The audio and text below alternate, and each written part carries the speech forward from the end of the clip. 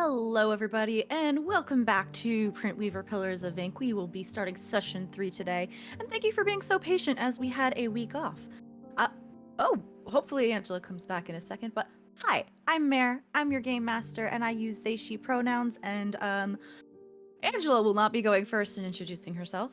So, let's start with who's doing our thing. Uh, Abhishek. We'll start with you today. All right. Welcome back. Hi everyone. My name is Abhishek Matange. Go by Neon Raiden. I'm he/him pronouns. I'll be playing Vago Viator. Amber. I am Amber, aka Analog Amber. I use she, they pronouns, and I will be playing Mariana Cross using she, her pronouns. Angela, would you like to introduce yourself and your character, please? Yes, hello. I'm present. Discord hates me. My name is Angela Morejo. I use she, pronouns, and I'll be playing Luz del Valle, who also uses she, her pronouns. And last but not least, we have RJ, who will also be doing our recap. Wait, what? No, I agree with the story about. Hey, everybody, I'm RJ, and today I'll be playing Hale. We both go by he/him. So, last time on Pillars of Ink, the group set out of Vale Point after a massive attack of ink creatures. Have the defenses of Vale Point failing. They took some time on the road to rest and recuperate. Mariana spotted a flying mountain TM on its way to the northwest, if I'm correct.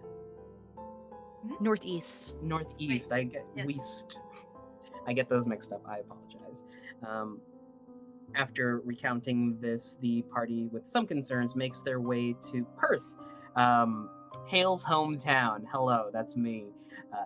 After speaking with the local print weaver, who Hale knows, and had to break the news that whoopsie daisy, he lost her sister, began to break the news to a lot of people around the town where, Hale grew up.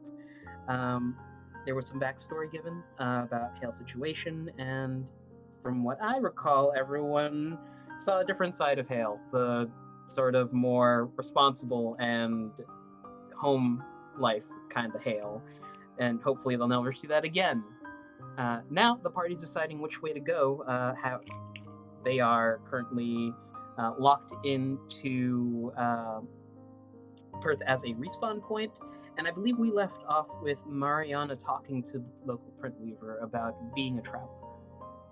Yes, we will not rehash that conversation, but we did. That was the last conversation that was had on screen, where Mariana came to some realizations that no, she is not a bad or evil person just because she's a traveler, and there were some emotions associated with that.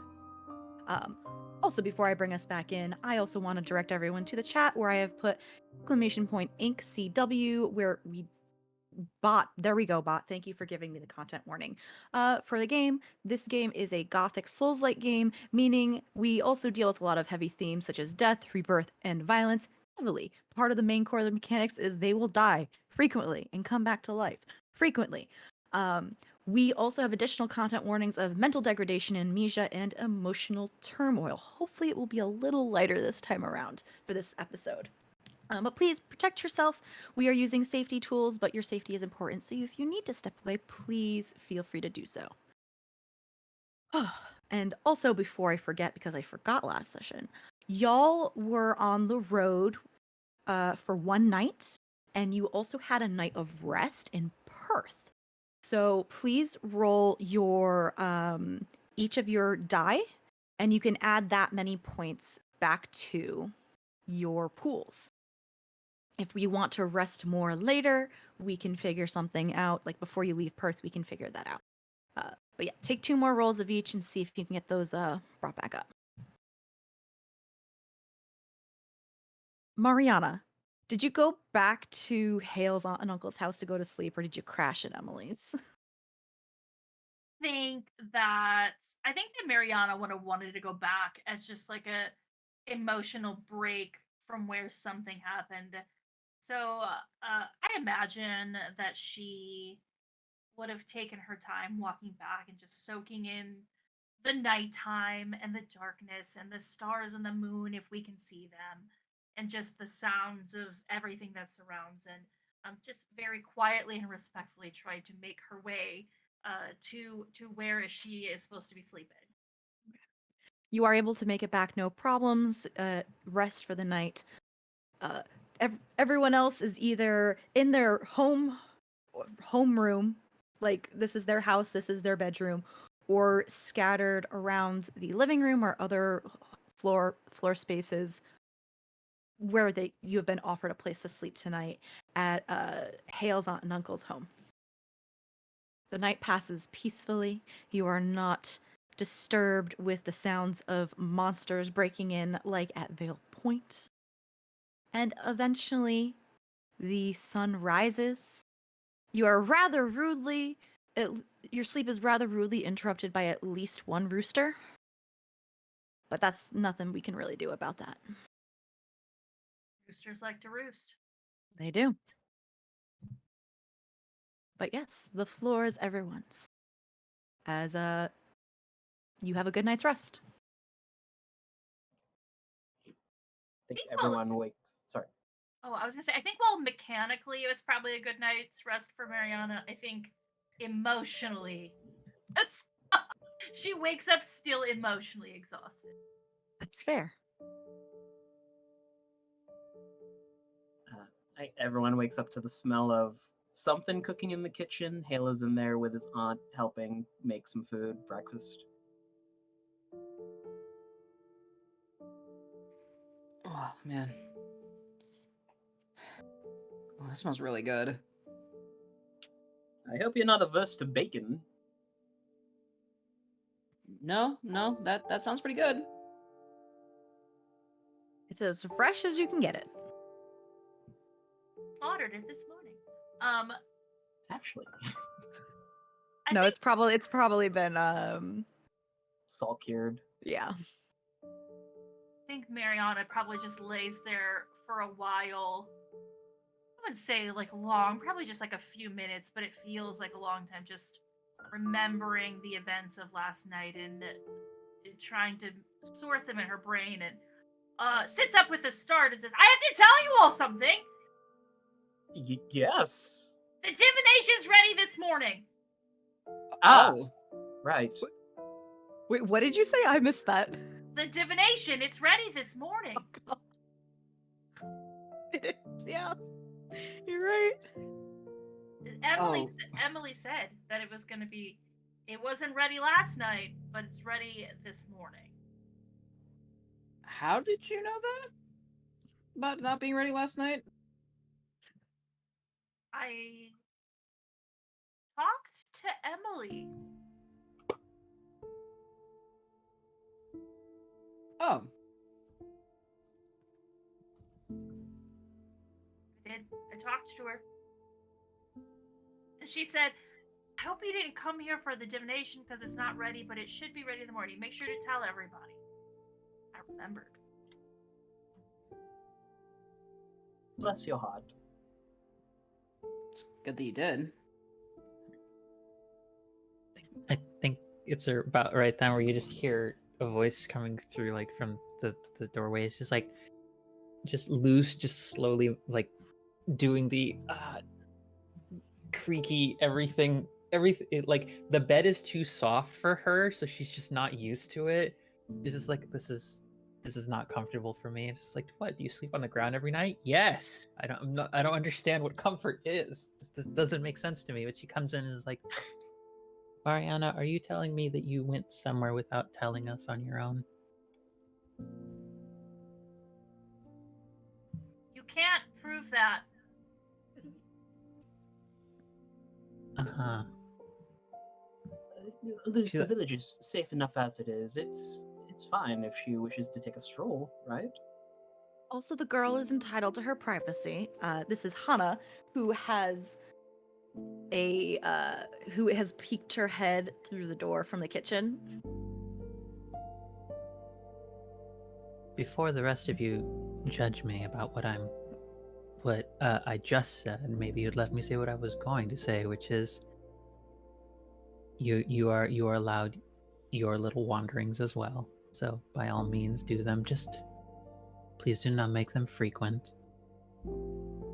if that is all right. I just went down to Emily's, you know.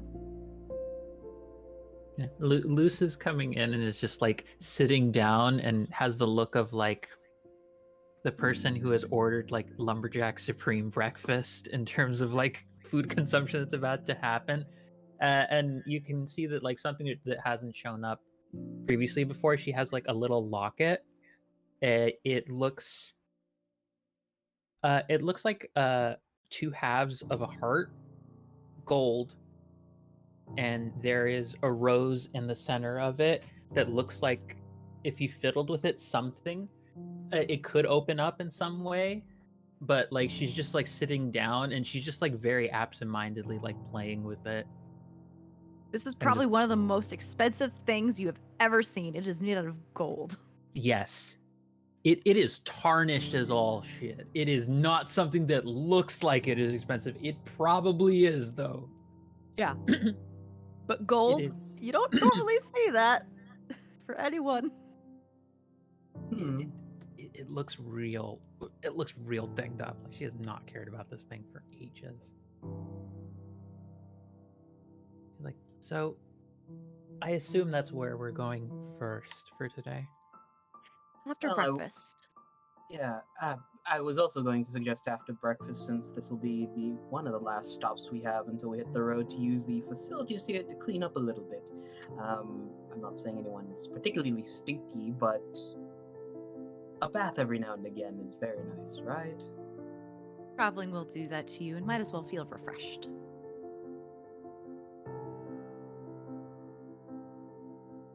Anyway, breakfast is done. Eggs are fresh, as is the bread. Come in when you're ready. Hale's already walking out with a plate of like bacon, eggs, and bread.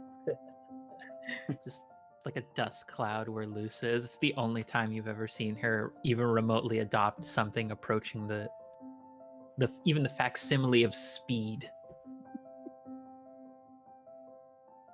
Marianne's gonna look around. Is, Anna's she gonna come for breakfast? She won't be here for breakfast. She'll probably be here in about an hour. She'll definitely be here when you get back. Okay. They like to spend breakfast together in the morning, her and her father. That makes sense.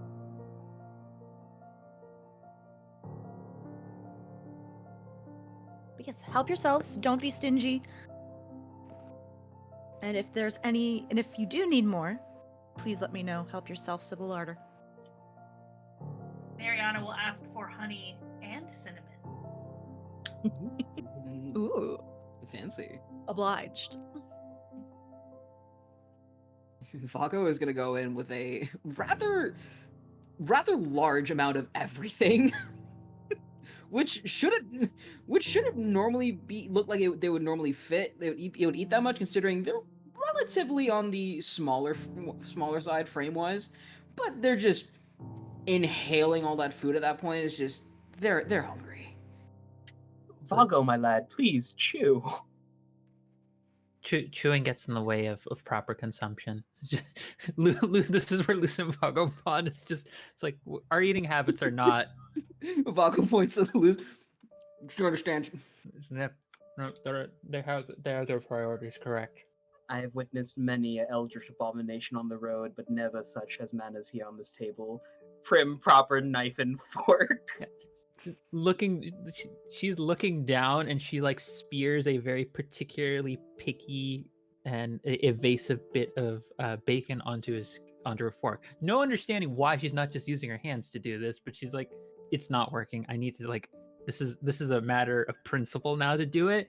And without even looking up, says, are you calling the person who's supposed to be protecting you an eldritch abomination of some kind?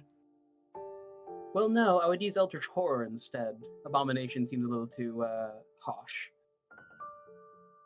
Well, I appreciate your candor. Anytime. Like flicks a piece of bread at you, Ah, like right on the nose. Hot. I think if we're talking about eating habits, Mariana is a little bit particular. She'll take a piece of bread and break off a small piece of bacon and put it like in like the corner, and take a small piece of egg and put it on that, and then put a little bit of honey and a little bit of cinnamon, and then bite it, and then repeat that for each bite until she runs out. You're just making little bite-sized dinners for every single bite. Mm. Beautiful. Regardless of your eating habits, you all do eventually finish breakfast. The rooster has quieted it down eventually, though you do hear some obnoxious crowing and clucking from the chickens.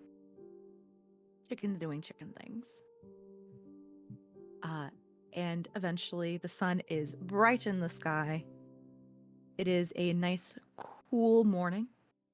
The dew is on the ground, sparkling in the light.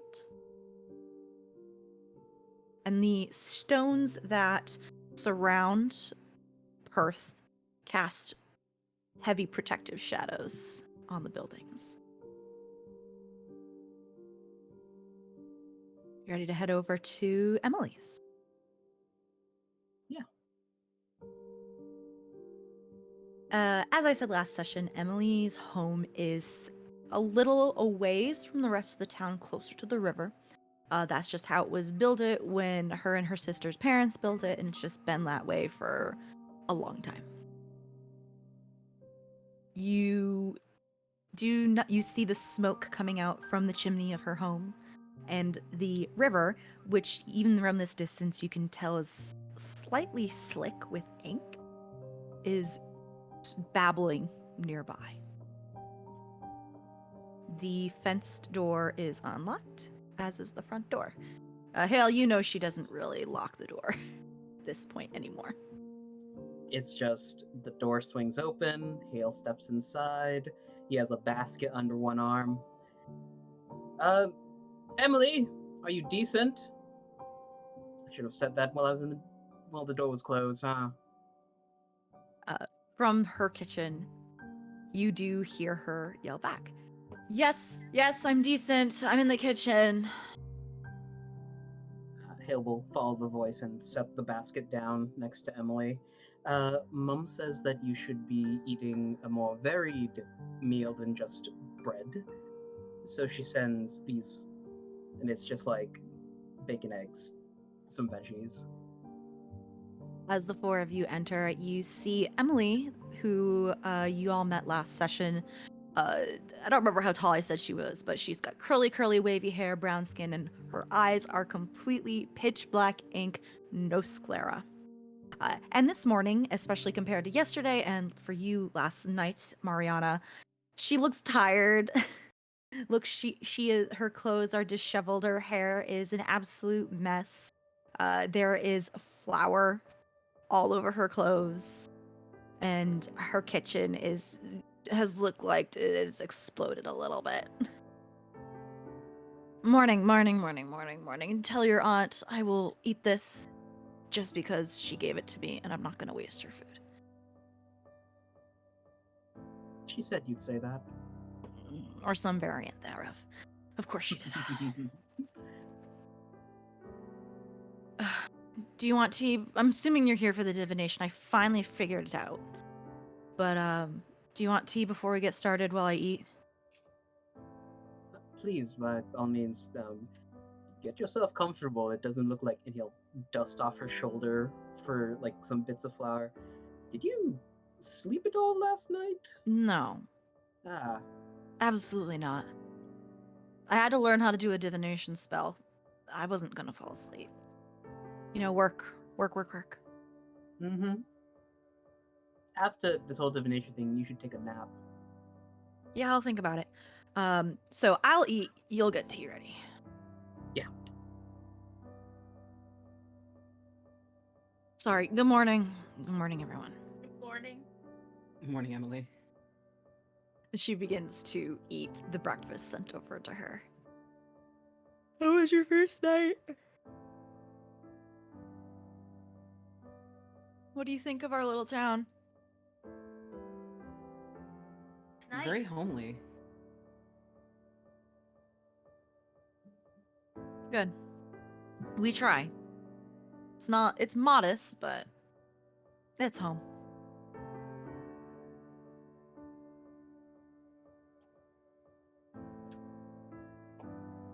You have more than enough reasons to be proud of your home. I don't think modesty is necessary in this moment.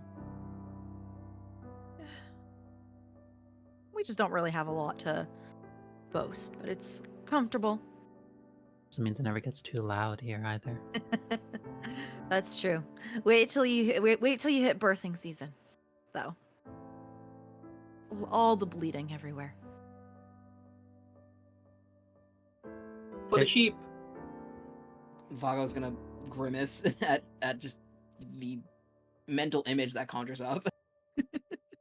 Both Angela the player and I think Luce can't tell whether you said bleeding or bleating because Bleating. both work in that context in very different ways. I said bleating, like making noise as a baby bleating. animal. Right.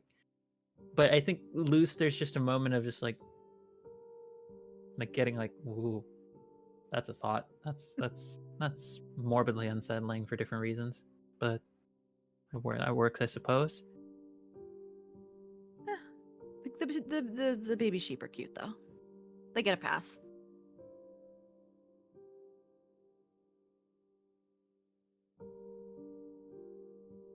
Shall we be about it, everybody? Yeah. All right. Disclaimer. I learned how to do this last night, but it should work. All right? Okay. All right, come into the kitchen. Come further into the kitchen, and she begins to push some bowls aside and begins to basically gather up ingredients to make a pastry or bread. Don't look at me like that. Don't laugh. Is this like a tea leaf reading, but with baked goods? Yes, okay. Listen, I have talked to I have been a print weaver for like a year, and it's not like I can go to another print weaver to be like, "Hey, how do you do this?" Two hands on either side of her face. You're going to do fantastic. Leave the cleanup to me. Listen, all I deal. know is from talking to other travelers that have come through here, print weavers are weird. We do weird shit. This should not be the weirdest thing. It is certainly the most eclectic thing I've seen. But anyway, he'll begin to gather up bowls and go to the sink to wash them up. Raised eyebrow from Luce saying, you're trying to talk to someone else about being eclectic. Yeah, I know, it does sound like the pot calling the kettle black. But I call it as I see it. Unfortunately, on far too many occasions when silence is preferred. That hurts. Are you saying I talk too much? There's just her whole gauntleted hand is just slowly moving, grabbing you by the face and moving you over to get out of the way. implying that I like the sound of my own voice. We've told you much as when we were all kids. Like, I don't know what you expected. But, all right. And she begins to pour out flour and get her wet ingredients as well as like herbs and the yeast and everything. Just starts getting the yeast mixture all ready. Okay, so I know yesterday when I talked to you, I would just do like a general, hey, where should we go next? Sense of direction. But is there any specific questions I can answer for you? Because that'll be a million times more specific. Vago's gonna hold up their hands, and kind of point to their fingerprints. I mean, why I have these would be a pretty good question. Well, you're a traveler, but I'm assuming you mean why they don't match. Yeah. Okay.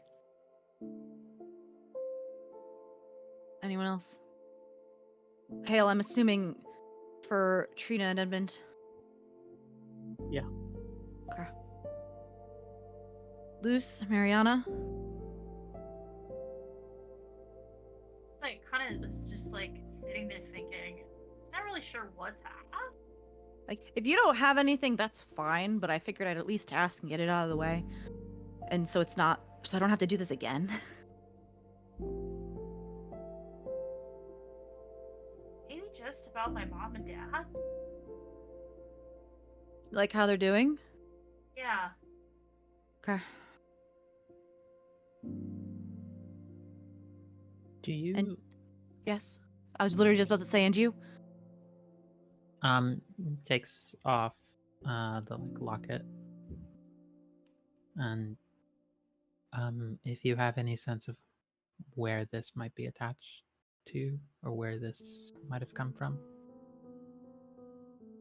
She nods and like takes it in her flower-covered hands. Can I borrow this for the length of the spell? Yeah. And then with like, if you don't have any objections, she actually puts it on.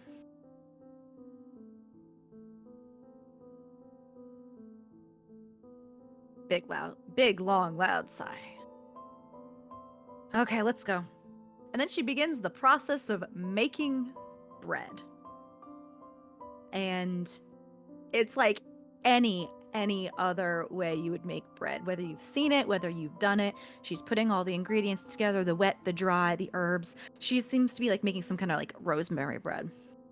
And as she's doing this, you all just kind of feel the air hum. And you see a little bit of wispy, vaporized ink as she works.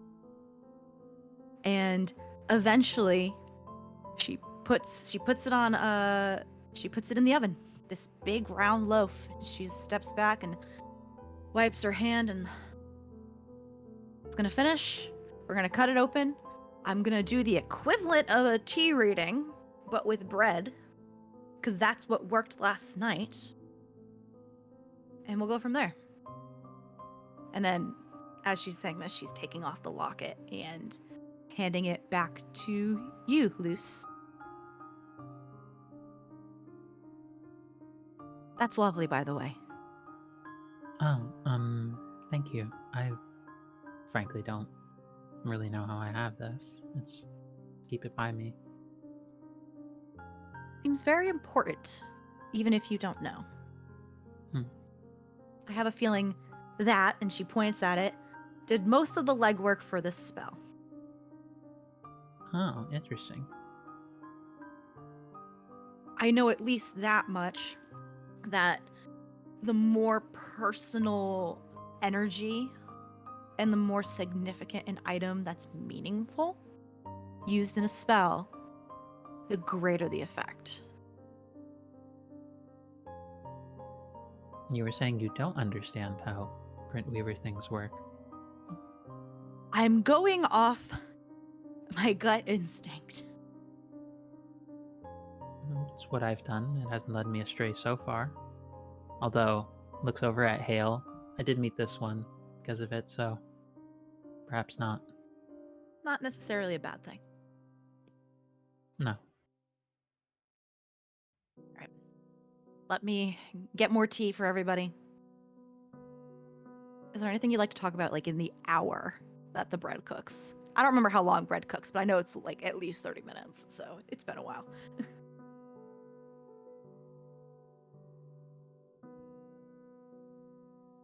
Mariana's just as quiet. It's unusual, but just thinking. And is holding her journal and her holy book, but not really diving into them like she normally would. At some point, while you're sitting quietly, Emily kind of like leans over your shoulder a little bit. Like if you're in a chair, she'll just like lean over from behind and be like, just like a little quieter than, so it doesn't catch the attention of anyone else. Are you doing a little better this morning?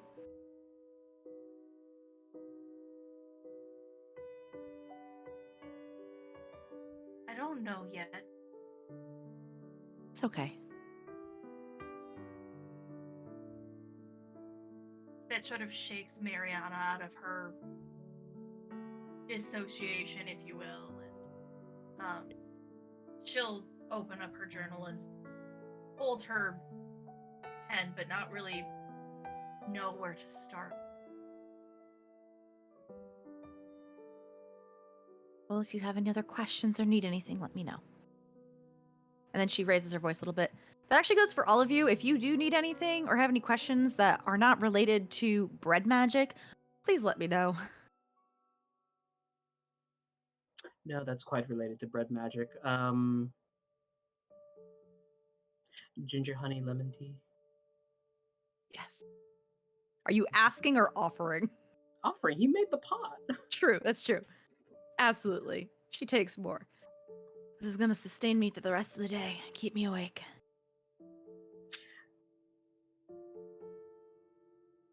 Hale knows better that ginger lemon honey tea has no caffeine in it, That's but walks fine. It's away. okay.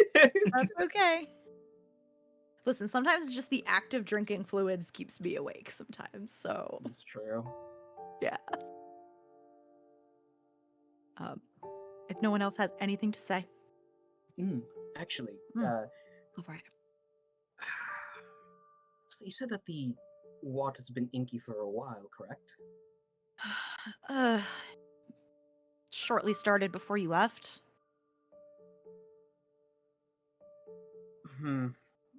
No, I don't think it has anything to do with you leaving, if that makes you feel better. No. I was just wondering, a question posited to the group. Would it be alright if we went to investigate?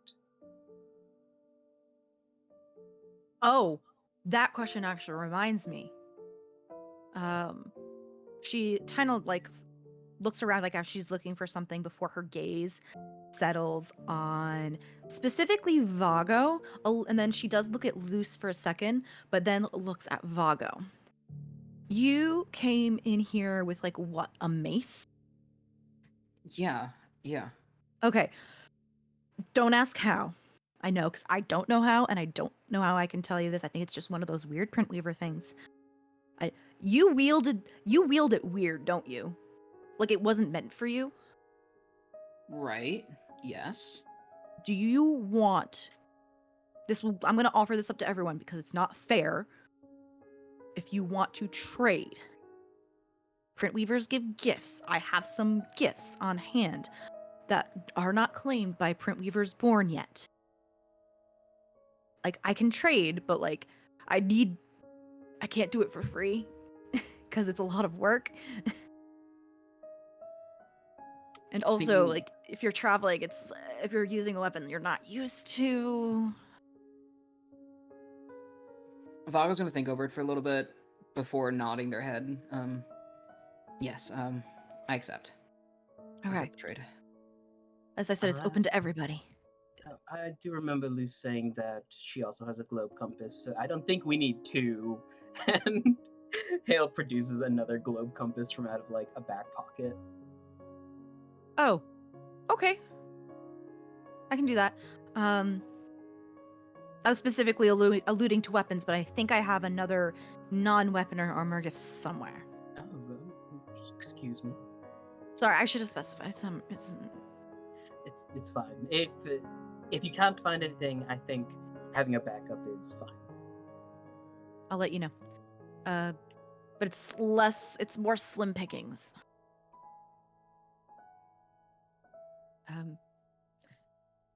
She does look at you, Luce. Did you bring your bow with you? What do you think, Mary? Yes, Do you yes, think I should Luce have is asked. ever a woman who goes anywhere without everything she needs at any given moment? You're correct. I should not have asked. Probably even like as a stim is just fiddling with the like hidden blade by like pulling it out, moving it in her hand, and then putting it back in, and then pulling it out so it does the little like appearance effect thing every single time. That's her stim habit. You look more comfortable with whacking, not pinging people from a distance. But you, unlike them, look comfortable with a bow. It's more a matter of what needs to die as opposed to how I do it. So I will happily take either. I will take any approach that is necessary for us to accomplish, though I would like to find my sword that I have lost. Your sword specifically. Yes. I will. I.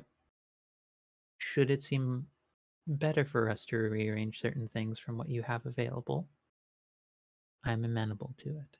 But if something is going to die by my hands, it won't matter what I'm using after a certain point. A woman who knows what they're good at. I can appreciate that. Okay, let me go get some stuff while the bread finishes baking. All right, I'll be right back. And she leaves. Would anyone else like some tea? Did you say it had honey in it? Ginger, honey, and lemon. Yes. I'll take some. Vago will raise their hand as well. Is taking a sip and then without looking up from it, Mariana, why are you being so quiet? There's just a lot to think about, you know? Yes, but you typically, when you're thinking, also express every other thought that comes to mind. Just don't know where to start with my things today. Yeah, well then just start and then see what happens from there. Don't worry about starting, and then you're never going to do it. That's true. Just still is sitting there with, like, pen in hand, nothing.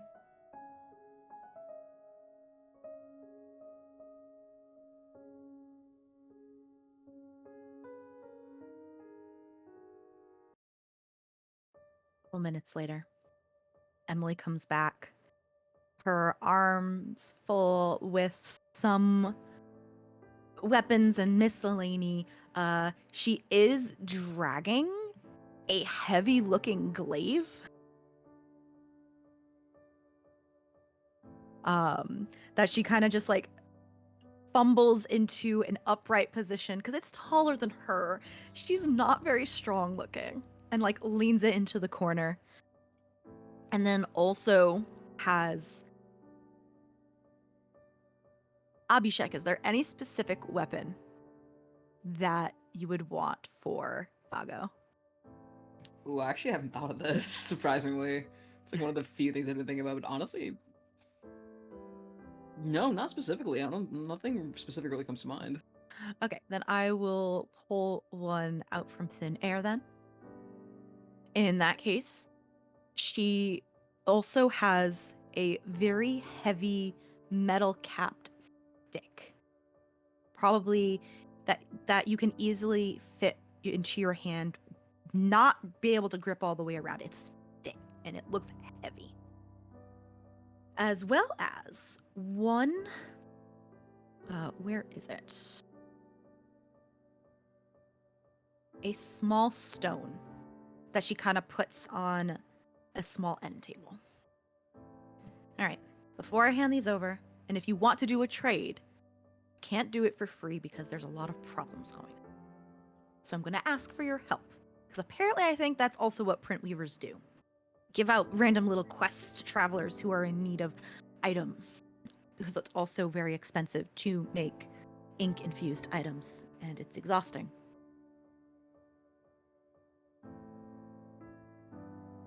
Also, I have a feeling that this might be a little bit intertwined with some of your questions, or at least with Trina and Edmund. Can you look as a group into one of a couple pillars that have been popping up, or at least what I think are pillars, or at least problems? I have a feeling they're pillars, but I can't confirm. Except for the one down south. That you, the three of you, she inclines her head at Hale. went and looked at.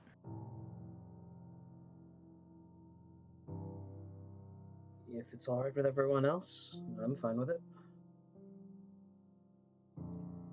I plan on pawning some of the others off, if possible, on other travelers that might be coming through looking for equipment.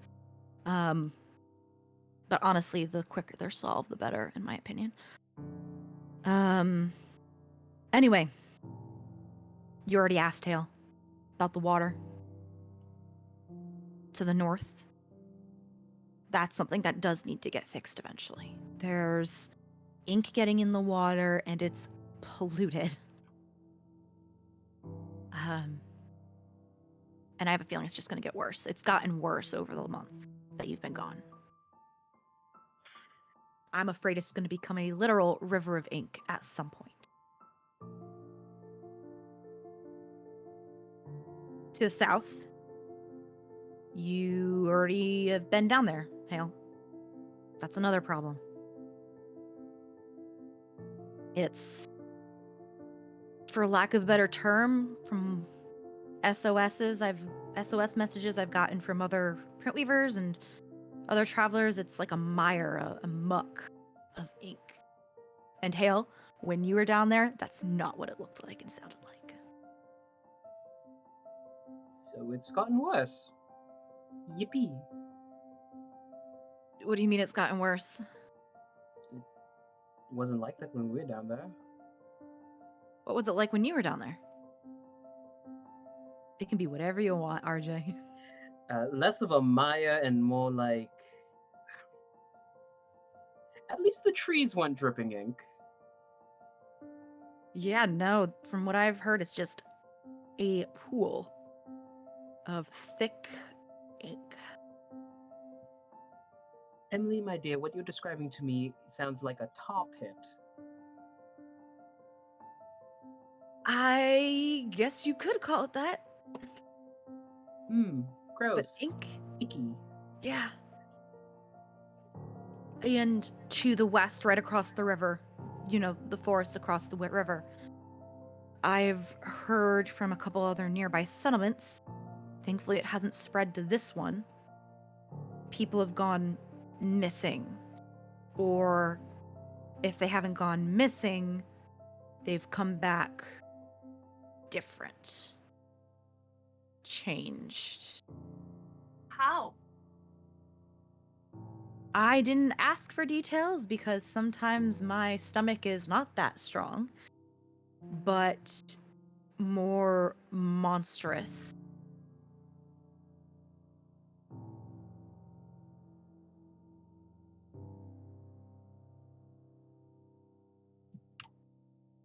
Hate that. Yeah, I hate that, and I really hope it doesn't come across the river. I really don't. I've already warned everyone in the village not to go hunting on that side of the river, even though they kind of have to. Could you send word to one of the bigger towns for someone to come check the defenses here? I can try, but the defenses aren't stone walls. They'll keep out monsters, but nothing any more mundane. Any other walls we can try and make on our own, but I don't want to have to build a wall if we don't know if it's going to have any effect. Because we're already keeping out monsters. Also, it's a working town. Everyone's busy all the time. I can't send word to Vale Point if...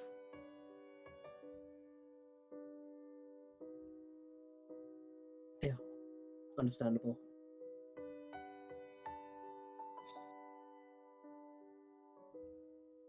So, folks, our first move.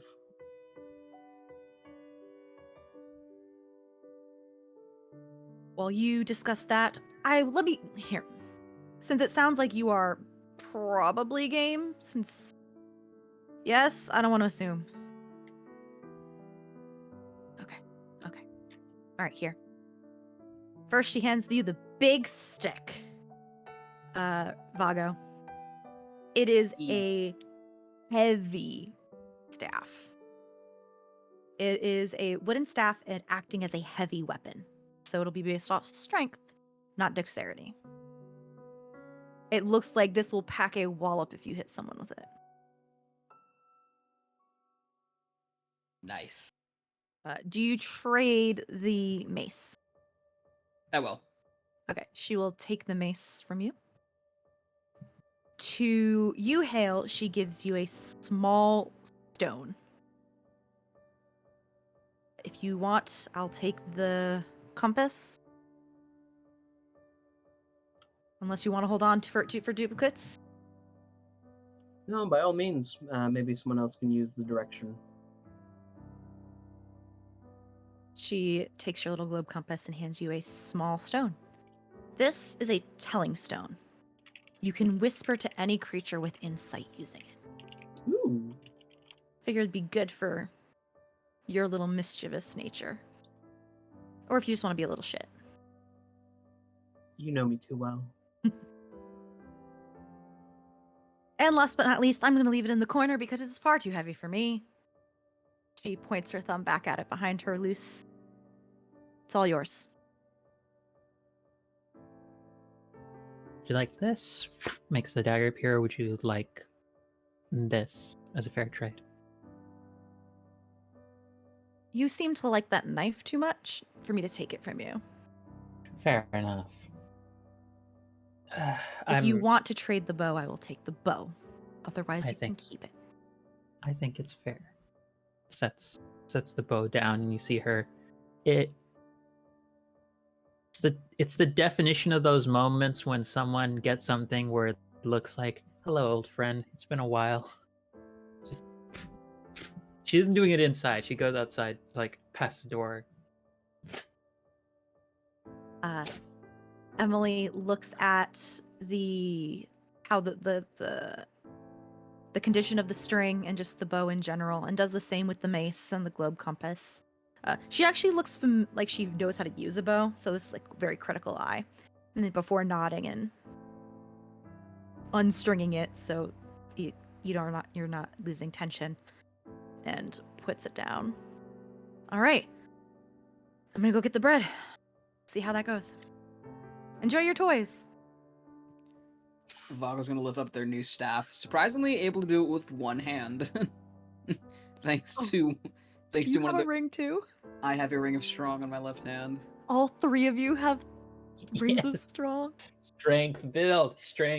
Oh my god! I'm the only dex build here, baby. What do you think I said? It's oddly appropriate. He's the only dex build. He's the littlest shit of the group. I love it. Hale The wet disappears. pad of a man. Hale disappears around a corner and kind of pokes his head around, just staring at the back of Vago's head, raises the stone to his lips, and whispers, Vago, this is the voice of your conscience speaking. We haven't spoken for a while. Vaga's gonna look around very surprised before locking eyes with Hale, like, Hale, do not give me a reason to try this out on you. Catch me if you can. Mhm. Ooh. Vago's Disappear around the immediate- corner. Vaga's immediately going to chase after Hale. Do not break anything in my house. What you want to do? Take it outside? Yes. Oh, well, fine. Definitely, I have to imagine, if it's all right with both Vago and Hale, that there is some moment at which there is the picking up of children effect that happens with Luce and the two of them. Grab And them it's both like- by the scruff. Yeah, it's very much like when you pick up a cat. They just deactivate when you grab them by the scruff. Instead of I'm watching over my children, I'm watching over my deactivated cats as I bring them back into the house.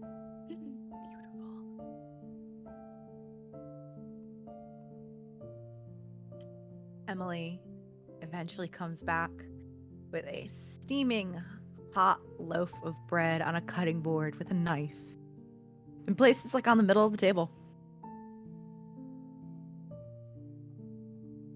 I'm impatient. I don't want to wait for it to cool. Yeah. Okay. We are going to eat this. I'm going to eat this. It's perfectly good bread. When we're done. And she begins cutting into the loaf of bread. very thick, hearty 1-inch slices as the steam lifts into the air and the scent of rosemary just wafts everywhere.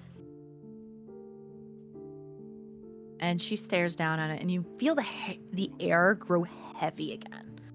Very thick and humming as she is looking down at the rosemary that is baked into this bread and looking. And first, you all can see that, like, where her eyes are, her no sclera, inky black eyes kind of shimmer and warble as if it's not a solid surface. And in a very low, quiet, monotone voice, she begins to speak. The answers you seek are connected to the pillars of ink. There is a woman doing research at one of these pillars, a professor of ink and of travelers, though not a practitioner herself. Seek out, and she pauses for a second. Seek out Professor Villette. Let Villette. Villet. And she kind of shakes herself out of it. Loose. The name Villette tickles your brain. But you don't know why. And please correct me if I'm wrong, but I feel like with how Luce is with her memory, it's not uncommon for names to tickle her brain without knowing why. I think that's pretty fair to say. Yeah. There's very often a name will come up in some capacity, and it'll be she may even have a comment about that person that she just knows for a fact. And someone asks her, "How do you know them?" It's know what? She has no idea why she just said that. So the sensation of the name tickling your memory is not weird, but this one is not uncommon, but this one does tickle your memory for some reason or another. And as Emily's shaking herself out of it, she looks at you, Mariana. I didn't get anything about your mom and dad, but it might just be because there's nothing significant. worried about that. I'm But- hoping it's a no news is good news type of thing. Okay. I'm sorry.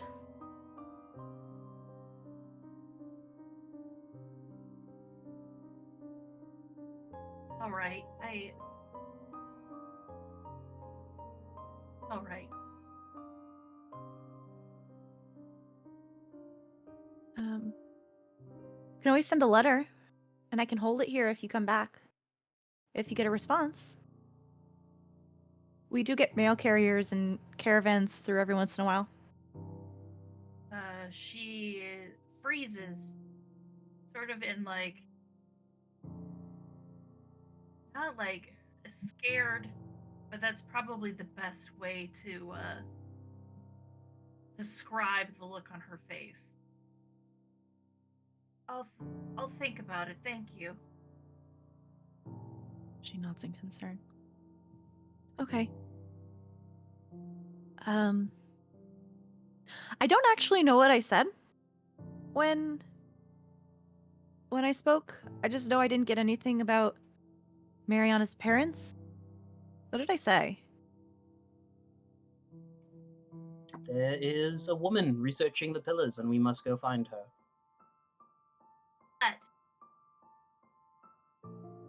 Must? If we wanted more information, at the very least. That's good. That's good.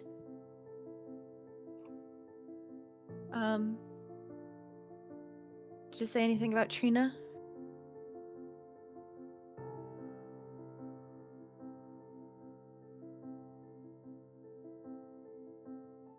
She My sees you shake. short-term memory is I think no, right? Just like the answers you seek will be at the pillars. The answers that we seek will be at the pillars. So Okay. So my hunch was correct in asking you to look into those things. I guess it just depends on which one. Maybe. Yeah. And you have a name. I do. That's better than nothing. I mean, it's a lot more than we had before. So thank you. Okay. Are you okay? Yeah, that was just a very intense one. Help yourself to the bread.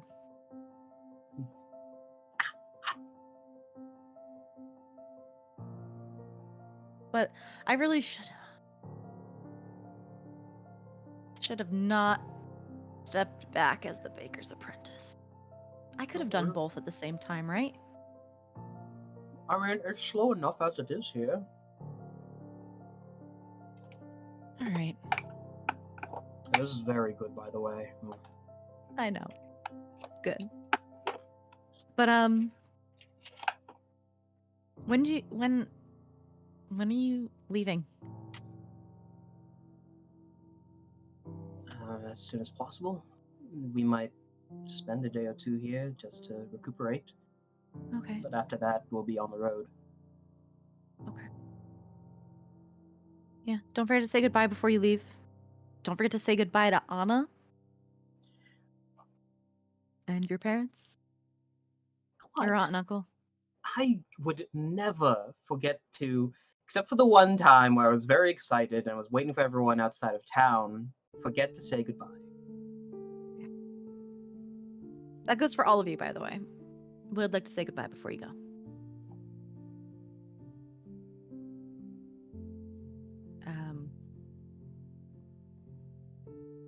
I do need to step away soon.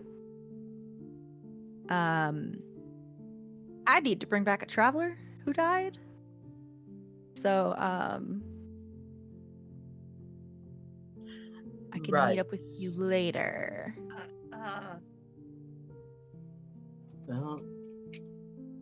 You look like you have a question, Mariana? Or confused? You know who it is ahead of time? No, I do not. Okay. Is there someone you're expecting? No, I was just wondering. But, I'm gonna go do that. I actually do it in the kitchen, so I'm gonna kick you out soon. And I don't think the person who just died probably in a traumatic manner, naked, wants to be surrounded by 5 people.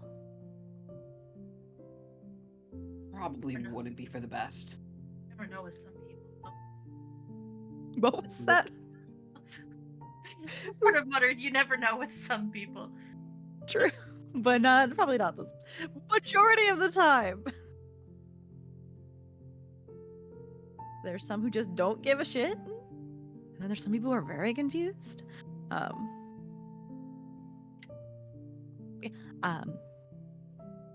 gonna get ready for that, and she begins to clean. Oh, if they have any pertinent news about what, on things that we're about to do, keep us up to date. You can probably ask them yourselves. They need to wake up here first and then, reorient themselves before maybe going back and getting their stuff. Mm-hmm. This bread's very good. I'm going to take some home to Mum. Go for it. Just cuts a quarter of the loaf off and pops it back into the basket. We'll let you get back to print weaver stuff. Thanks. Wish me luck. Good luck. Thank you. I don't think you need it. You're pretty good at your job. Go kiss ass somewhere else. that what you think I do most of the day? Kiss ass. And he just begins Yes. muttering as he walks away. Luz just already starts leading out, and you just hear her over her shoulder say, "Yes."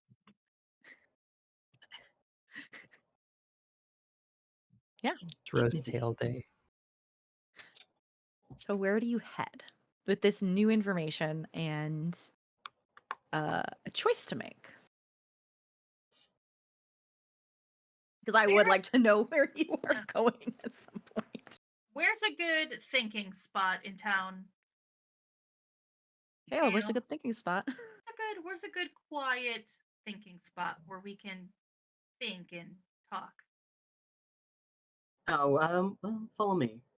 And he will lead the party up the path towards his house, but then make a sharp right off of the main road, um, through like this sort of game trail and out past these like a small dense wooded area. There's a field with a bunch of bee boxes there. It's the town apiary. There's just like a bunch of flowers blooming at the moment. I wouldn't get too close to any of the bee boxes. They're a bit territorial. Mariana will take in like a deep breath. Just like smell everything. Smells nice here. We used to come here when we just want to hang out. Once we snuck into the tavern and stole a bottle of booze, and, well, that was my first drink. It was very gross.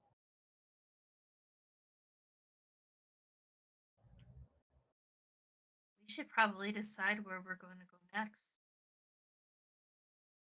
Agreed. This professor that's studying the Pillars of Ink sounds like a good lead. And also, I'm very concerned about what's happening up at the mouth of the river, the source. And those people that are gone, ones that came back.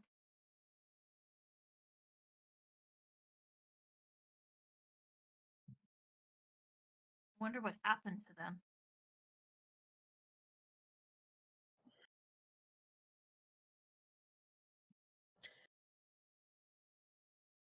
All right. Mariana, may I see a map? She'll flip open her journal to a map that has 4 things on it, a question mark, and lots of words. So not a very good Uh-oh. map. No, and like I said, the river next to Perth is a little phallic looking. Hale can appreciate this. She's not a good drawer, but she tries her best. She did, however, one thing she is good at is making notes of places that she's seen. So while she may not be able to map them out, she's at least written them down. Let's consolidate the requests. How many of them we could knock out in the shortest amount of time, where they're all grouped up together.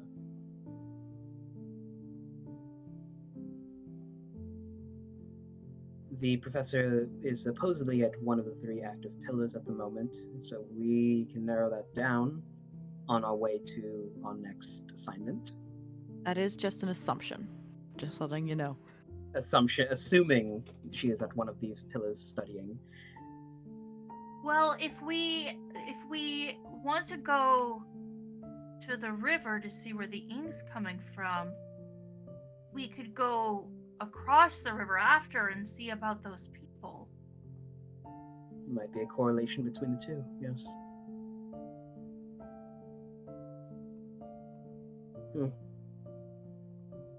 Are we all in agreement that's what we want to do? I'm okay with that. Makes sense. Occasionally. She's like Which trying one to of the which one of the pillars would you like to address first? Personally, I would like to go to the South Pillar first. But I think we have more pressing issues. Hale, did you see the pillar when you were there? No, no. I remember stepping into the forest and blinking. The next thing I knew, there was a heavy thud to the back of my skull, and I awoke in Vale Point. When I was traveling, I saw this thing. It's like a big tower. Didn't have any like doors or windows on it. You think maybe that was a pillar? It's a possibility. Wish I remembered where it was. Actually, Uh-oh. that type of a landmark, someone might know. That is a very distinct landmark. So, on I'll do, okay, my screen on the left. So 1, 2, 3, 4.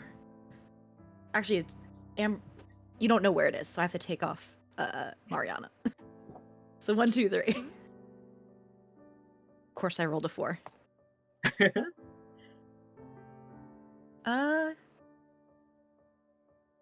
Luce. You've actually seen that fairly recently. Do you think she would have remembered something recent? So what is the description again, Amber, of the It was place? it was the what I have written down in Mariana's journal is tall stone tower, no entrance with a question mark, and no windows. So this would boil down to if Luce would remember something recent. At minimum, the description sounds familiar. But whether you remember it is going to be based on your interpretation of her memory. I think the more recent something has happened, it's easier for her to get a sense of what it was. As to the particular of what she remembers, that's the only thing. I'm struggling to think of what it is, because I had one thought, but I'm like, no, if it's recent, I don't think that was. Well, actually, it could be that. The immediate thought I had was like, well, she remembers seeing it before she died. But It was that doesn't- you definitely saw it after your last death. We'll put it Yeah. that way. That's kind of why I'm thinking. That's what Yeah. I was thinking too. I think it's just. I think it's better to keep it in the category of it's definitely recent, and she knows there's something about it that's very familiar, but she doesn't know why. Yeah. This is a phrase that will be used multiple times throughout the rest of the series. It feels familiar, and she doesn't know why. So in that case, out of the 4 of you, only Mariana and Luce have seen it. Hale and Vago, you have not.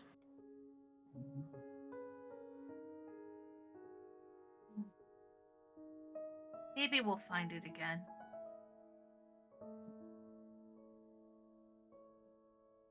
Now I need to Do put we it on a want- map. Do we want to find it again?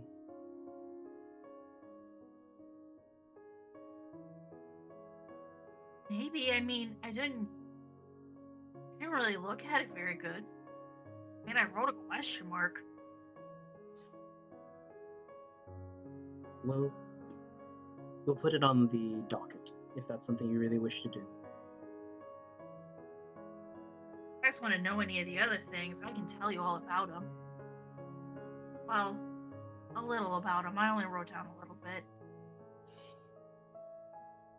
Things such as a town by the name of Snowbush. There was no snow in sight. Bush dash, but no snow? Question mark is what I wrote down. I also wrote down Iceland, but everything's green.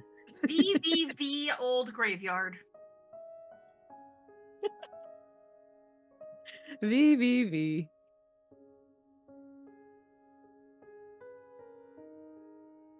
Bless. She'll sort of be distracted and start looking at her notes from her map. Out of curiosity, what did you put? How did Mariana write her notes on the shrine? Simple shrine, small room, print weaver. Perfect. Simple, to the point.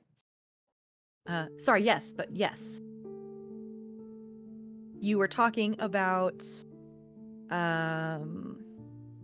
locations, the stone, and just figuring out where you would like to go.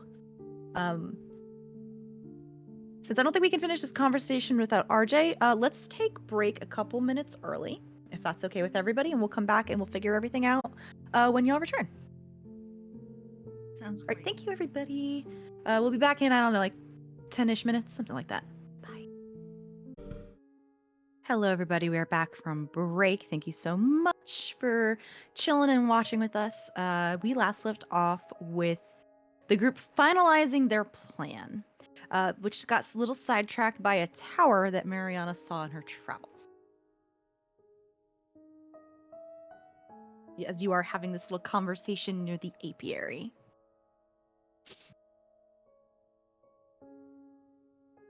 The bees buzz.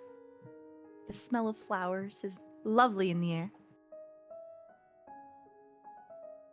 So, to the river first? We could do the river and then check on the town. Or check on the town and then do the river, considering the river might be the source of all the problems. I'm inclined to say the river first. Emily and everyone else here in Perth has been very kind to us. I would rather deal with that first. Is my preference. Plus, it's close. That's true. That way, in case something happens, we're not that far from a place we know. True. All right. Well, let's take a bit to recoup and proceed in the afternoon. That's what I meant to look up during break. Resting.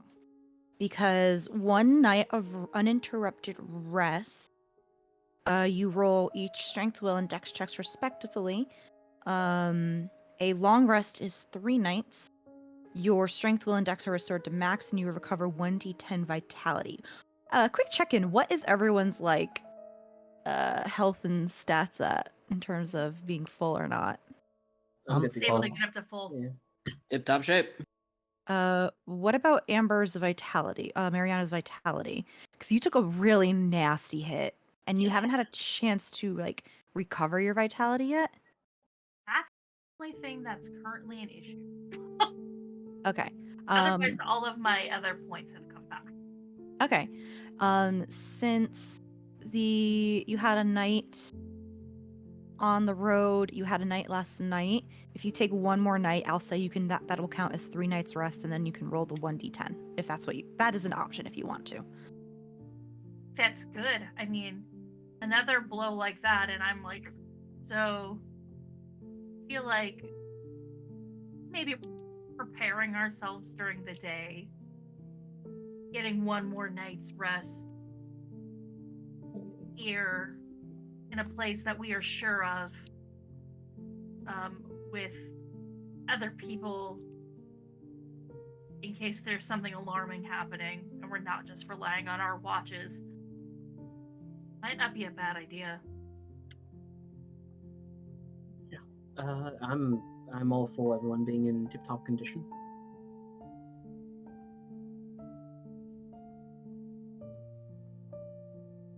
Yeah. So you have the day to prepare, as well as and it sounds like you'll be leaving tomorrow morning for the north, for where the source of the river is, or which is roughly north in general, which you would know Dale. But the source of the river is like up like a mountain path. Mm-hmm.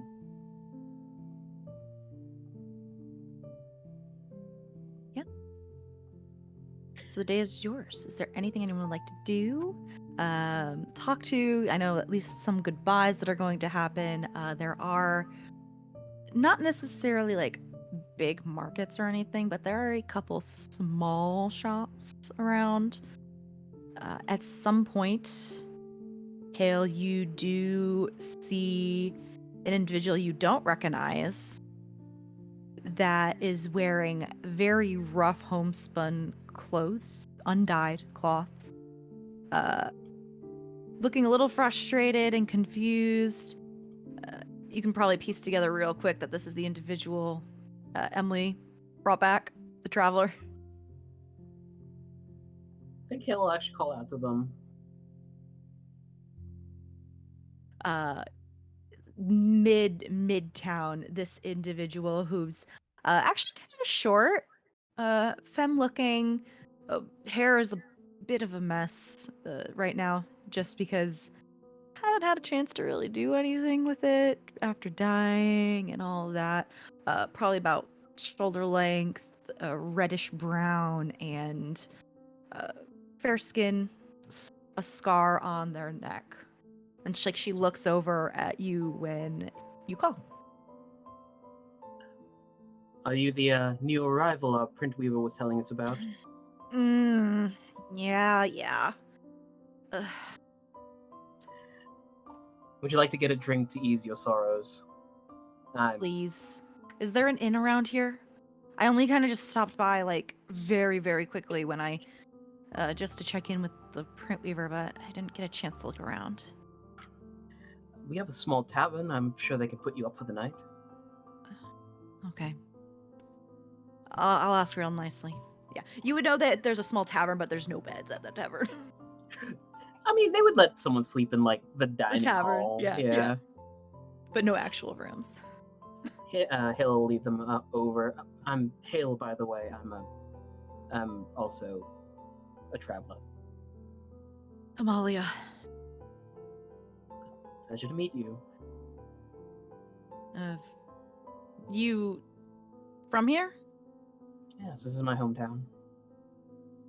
It's cute. Thank you. If you don't mind me asking, what was your situation before you re-arrived in Perth? You want to know what killed me? Kind of, sort of, yeah. It's a slow day, not much gossip going around, that sort of thing. Sure. She takes a pause and actually, I'm gonna pull a card for this, like a sooth card, to see like what killed her and like where. See what that gets us, you know? Okay.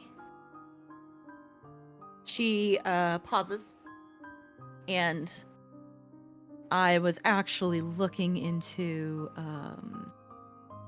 some of the monsters in the West. Big fucking snake killed me. Oof. Like big. One of my companions saw a very large flying creature heading east. Never mind. Oh, I keep getting those confused, like my lefts and rights. listen, if I'll stay away from the east, or at least if I head that direction, I'll keep an eye out. I'll take whatever information you're willing to give me. And likewise, because it's a rough time for us folks. Oh, I don't know if you know this, but Vale Point fell some days ago. I did not know that. So if Shit. you are deciding to head there, just be on the lookout. All right, if we are coming up with warnings left and right, far to the, let me look at my map, my very rough map. Yeah, to the southwest. Be careful. There's a what's the best word to use this? A contingent? Yeah, a contingent of like very well put together religious fighting orders down there, and they're kind of a dicks, gonna be quite honest. You know, I've never really subscribed much to religion, so I'll tell my party to stay away from there. Yeah, they're white, they got this weird symbol that kind of looks like a flower. I didn't catch their name. I kind of didn't like the cut of their jibe. You know what? That's fair. And he'll open like the door to the tavern and let her go in first. Yeah. If you have a piece of paper, I'll draw out their holy symbol. I'm sure we can find some table napkins. I'll just throw it in the dirt if anything else for you later. He'll Um, call the barkeep over and kind of order some drinks. I have no gold. You're treating me right. Luckily for you, I have a tab here. The barkeep looks down at you. Yeah, when are you gonna pay that tab?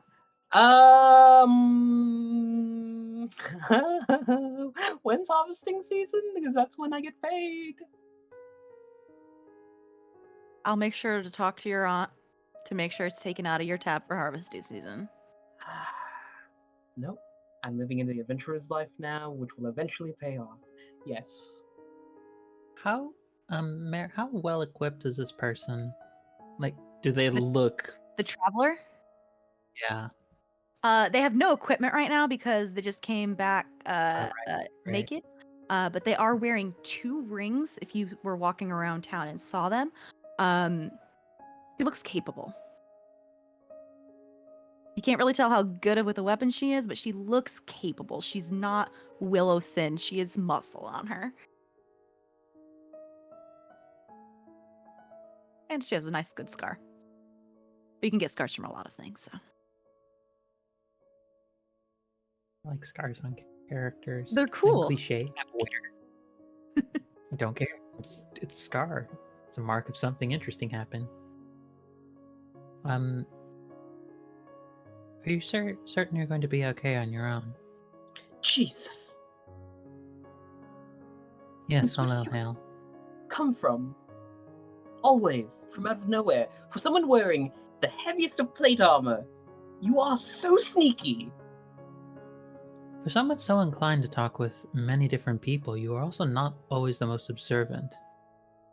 Hale. Are you going to sit down and have a drink with us, or are you going to loom? How would I ever be less terrifying if I didn't loom? That's the reason why I'm inviting you to sit down. Like, ignores Hale's last comment and asks again, are you going to be alright? What is your Yeah. name, by the way? Amalia. And I think I'll be all right. I put up a pretty damn good fight. It's just too big for one person. Kind of caught me unawares. But now that I know that the danger's over there, I'll probably avoid it for now. Well, you're certainly more sensible than others I've seen come back. Some folks come back and have the sense that if they had only just fought a bit harder, or they had only just gotten the one fell strike in, that they would have done it. They seem to forget that dying still hurts. Quite. It depends on how you die, but Technically, yes, and I would prefer not to get pierced through the torso with a fang as big as my arm again. Is this your first time, or is this... Oh no, no. I'm nearing double digits, so still pretty. I try to be cautious.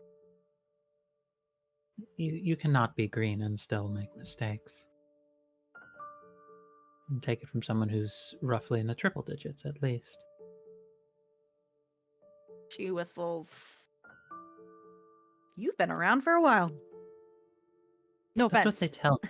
Though I can never tell if they mean it as a compliment or as something else. Scarily impressive. what's Good. the old At least they're paying saying? attention. Don't trust an old person in a young person's profession. Like, Bless you, Hale. I guess. But I guess. Anything else I should keep an eye out for in the area or areas I might be going? Guess I won't be going to Vale Point. I was thinking about restocking there. Steer clear of any of the pillars currently. They're a bit weird. I've heard of them. They don't look like pillars, but weird name people decided to choose to name them as a collective, but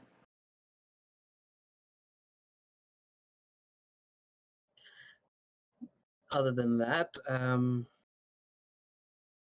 can't really think of anything. thanks for the warning. And thanks for the drink. Yeah, don't worry about it. Traveling on the road is hard enough as it is without a bit of kindness in between. I appreciate it.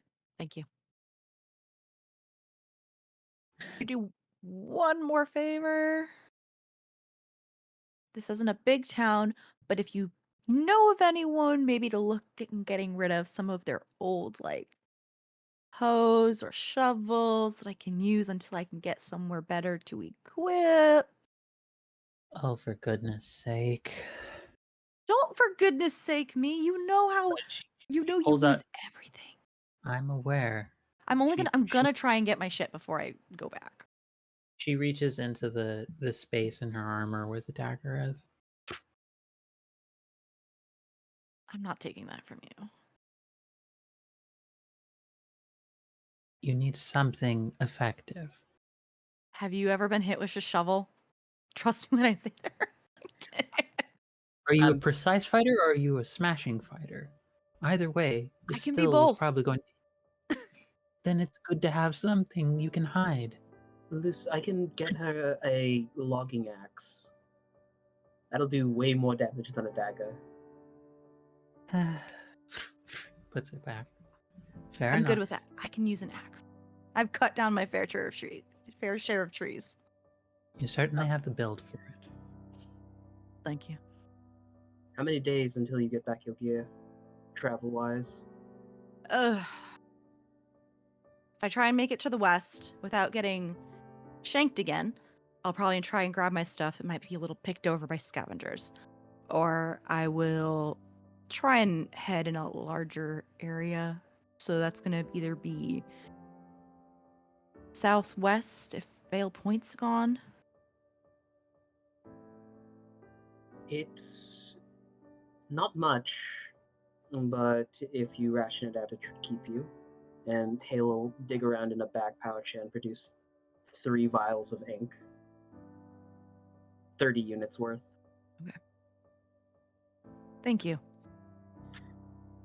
Like I said, little kindness goes a long way out here. Consider it an investment.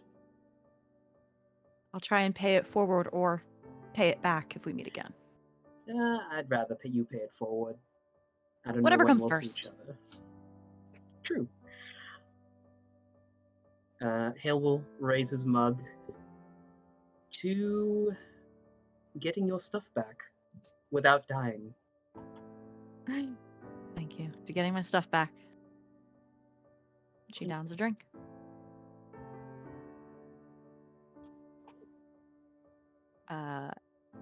Vago or Mariana? What do you end up doing? I think Mariana really liked the idea of freshening up and has asked beforehand, where does a gal go to get a hot bath around these parts? Unfortunately, there aren't any like springs or anything, Hmm. but there is like a small communal bathing area. It's hot water. It's clean hot water that is decently cycled every couple hours. And the Imagine. soaps are amazing. Beeswax and lavender. Get it. Oh, lavender. I imagine Mariana, having been traveling for a while and not really staying anywhere, is probably a little ripe. So I mean, she will use water and like clean herself off, but that's not the same as like a nice Oh, bath. lather. Yeah. So we'll head there, and I think we'll just stay there as long as until someone looks for her, and just do that thing where like you've had a bad day and you get in the shower and you just cry. I think that's just what Mariana is just like takes the opportunity to just like emotionally release from it's been a very emotional few days, so it's just like you know But I Uh, understand a lot- completely, but also, oof, that hurt. it's not a tub, but there is like a constant supply of like hot water. There is, as Hale said, like lavender beeswax soap. So you just kind of like come and go as you need the hot water, come and go. More of like a shower spot clean type of thing. Mm. You can get a nice, and you can, if you really want to, ask someone to dump a whole bucket on you. But it is communal, so as long as Nariana doesn't care. Nope. Okay. You talk to anyone? Or you just kind of wallow? Right I think now, she just kind of wallows. yeah. I think this is towards like the later end of the day where Mhm. people are like getting coming in from the fields to clean. So there's like a lot of stronger, hardworking buff folks. There's just like this like just imagine that Mariana is built sort of like a farmhand. You know what I mean? Yeah. She's not like ooh, but Yep. like you know what I mean? She's like built but like You fit lean. right in. Yeah, and so but she's just like I just imagine her just like sitting in the corner. It's like if you were to like be at a gym, like a gym shower, and Yeah. somebody's just crying in the corner of a gym shower. Like, Oh no. hey buddy. Like, No. Oh, I'm sorry, I had the image of like everyone standing around dumping water on themselves, and there's like a pool of water that Marianne's face down floating in. No. Oh no. not quite like Ophelia, but it's just As you're dissociating in the corner, basically. Someone does call your name. Mariana, was it?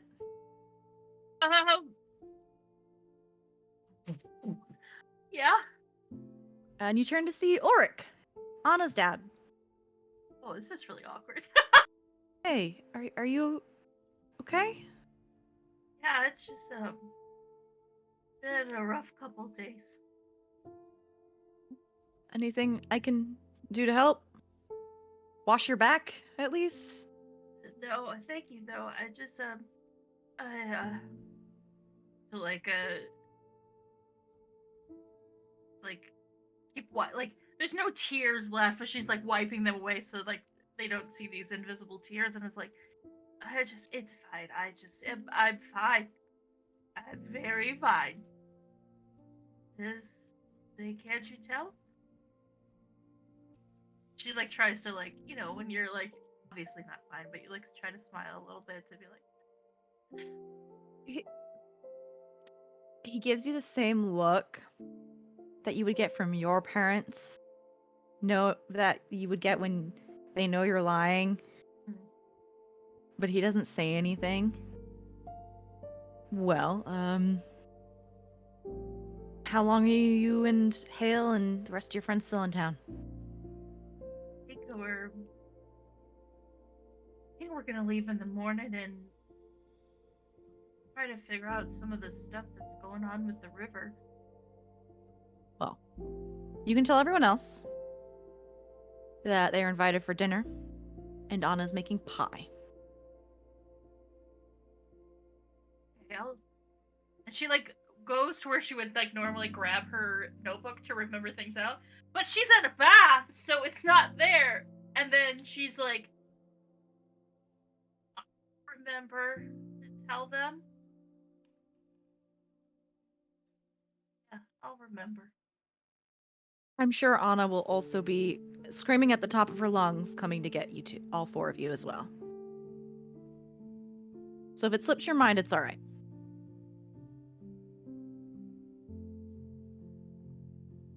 Okay. It's like reassuring herself over and over again, just like everyone's well. She's like trying to get her breathing back to normal. It's like, I gotta finish up and head out, but see you in a couple hours. Yeah, that's gonna be really good. Yeah. All right. See you soon. I think after that she'll. Uh, that's a nice little snap out of the situation. So feels like she's wallowed enough for today. Uh, Very much like a yes, we need to feel our feelings, but also we can't linger in them sort of situation. So, we'll recompose herself, um,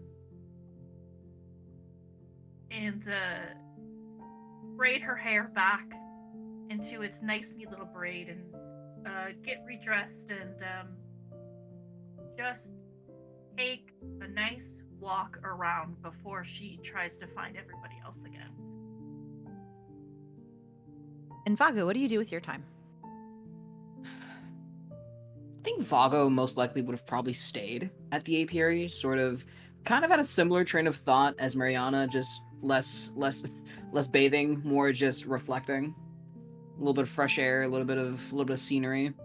But sort of take some time to reflect on what's been happening the last couple of days. But surprisingly they're not their usual, oh my god, what's happening? They feel a little excited, a little hopeful for once, because now that there's an actual solid lead they can follow. So As you are just relaxing at the apiary, you do see some of the folks who do take care of the bees coming out and checking in on the bee boxes and the hives. They are dressed in, they're completely covered. They have very like tightly woven, woven masks. Like if you've ever seen the old-fashioned like beekeeping outfits, that's what they're wearing. So it's like a straw woven like headpiece, instead of like the more modern stuff you now see nowadays. And they're looking around. One of them does eventually just like notice you and like waves at you. Doesn't make a move to like come to you, but they're just saying hi. Vago will kind of give a cursory wave back. Not really too formal or anything, just a cursory wave or two before relaxing again, kind of looking up at the sky, just around in general, taking in the nature, the bees. You see a cloudy sky, partially cloudy. There's just the sun is still peeking through. You hear the loud caw of some crows or ravens. It's hard to tell as they are perched in some nearby trees, down a ways. Pretty big. Probably ravens.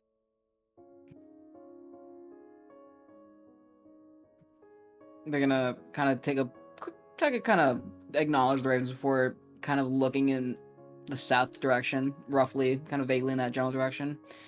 A little bit of a worried look on their face, kind of given the warning that Emily said that, oh, something's kind of going on in the south.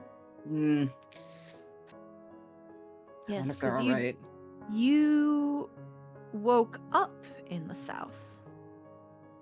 You woke up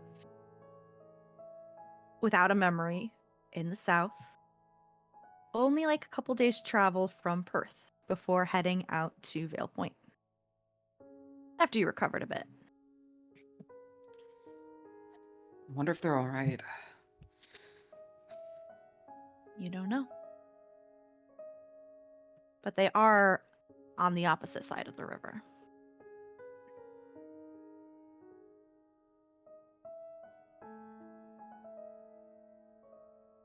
They sort of grimace after remembering that they are indeed on the opposite side of the river, with all the events that are now happening on the other side of the river.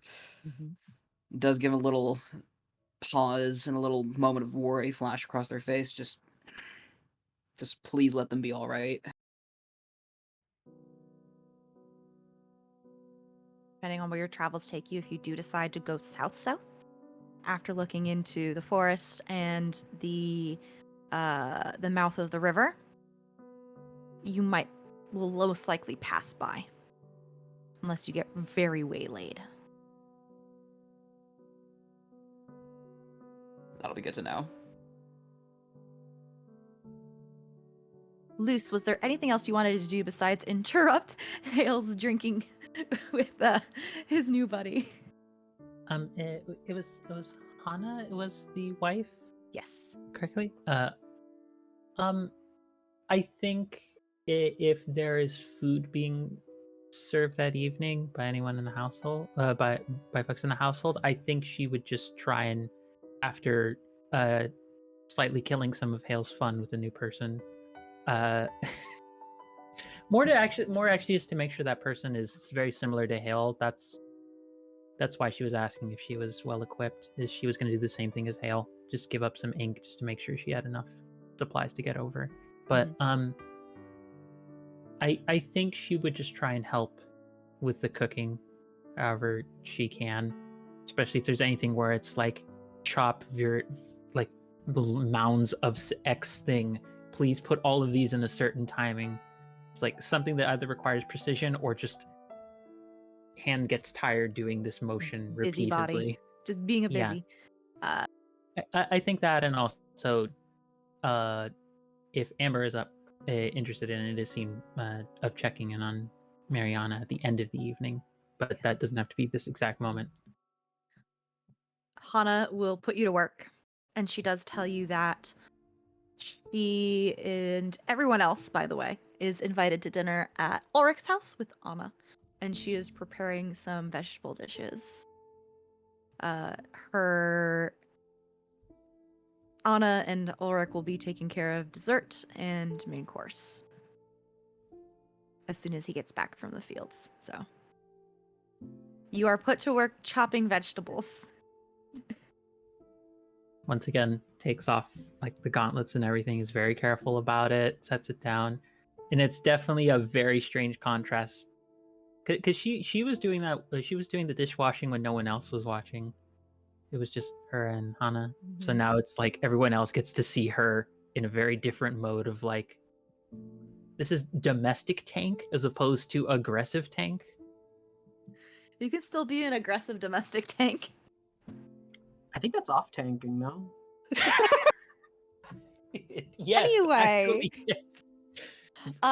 Yeah. If anyone comes back towards the end of the day, you find Hana and Luce prepping dinner. There are small shouts and giggles from the yard. Hale and Anna are playing, and he's pretending to be an ink monster while she has a wooden sword just beating on his leg.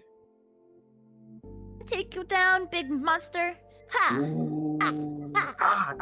Seth, shin! Watch the Oh. shins! Oh, but you're a monster! You no mercy for monsters! You'll just scoop her up and Continues start, like, to whack. gobbling her neck. She Mariana or Vago, if you either of you come up at this point, she's like, me! The monster got me! And she reaches out to you. Mariana will have come back at about this point and it's probably walking up as this is happening, so it's kind of just like stopped and watched, and is probably a little like, what do I do? Like, because she feels like strange about this child, you know, but will hold her hands out like Here, you would take a like here, a dowel. take my sword, beat him up! And she like chucks the stick at you. Mariana, we can talk about this. She'll very lightly tap you on the head with the stick. Bonk. A mortal blow! And Hale will fall to the floor. She puts one foot on you. Puts her arms on her hips. With the help of my trusty sidekick. And Mariana will very awkwardly curtsy. I think around this point, Vago would have gotten back. and would have let out a little bit of a chuckle upon seeing this scene. Behind Anna's back, there's just a slow middle finger that's raised towards Vago. Having fun there, Unky Hale? Oh no! Only one person gets to call me Unky Hale. And that's me. Yeah. And if Daddy and Papa have any more kids, they get to call you Unky Hale too. Yeah. Yeah. Mariana will crouch down to Anna's level and hold out the stick. Your sword, my lady. Thank you. Thank you. Good job. You did all the work. I just cleaned up after. That's right. Love kids so much. I heard that you're making something special. Oh, that's right. I was supposed to come here and invite everybody to dinner, but I forgot. I forget sometimes too. It's okay. It's okay. But no, yeah, you're right. Daddy's making dinner, and Auntie Hana is also making food. We're gonna have lamb. And what are you making, Anna? Oh, I have collected the blueberries, That's very impressive. and I put them in sugar. And what? Poppy's doing the rest. That's what we have assistants for. But you're all invited to dinner. Thank you for the invitation. I accept. And you're invited too. And you're invited too, Unky Hale. And Tall Lady is also invited. Now. Tall lady has a name. They're Miss Luce. Miss Luce, okay. Okay. If you can tell Miss Luce that she is invited, I gotta go back. I have to help finish making the rest of the pie. And eat the rest of the blueberries. So I will see you soon. See you soon, kiddo. Make sure you wash your hands. You've been playing around in the dirt all day. Okay. I can do that. Bye. She waves vigorously. I will walk her back home. Okay. Okay. that was actually a concern. Where like, wait, is she just leaving? No. She's already crouched. We'll just plop down, sit on the ground, and watch them walk away. Yeah. That leaves Vago and Mariana out in the yard. Yeah. You do Vago's hear gonna- sounds from the kitchen. Sounds from the kitchen, though. Should we head inside, or do you want to stay out here for a bit? Wait. They might put us to work if we go inside. That's true, yeah. She'll pat the grass next to her. Vago will oblige and take a seat.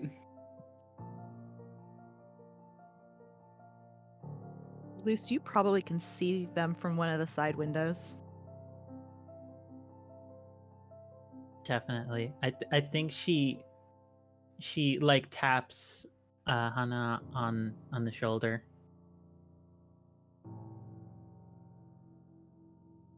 They're all right. We're almost done. Daffodil, should I go and get them? I'm sorry, did you just call me Daffodil? What?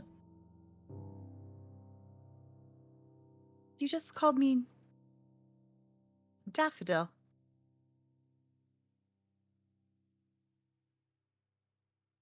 Did I? Force of habit? I suppose. My apologies. No, it's okay. I was just I caught can off go- guard.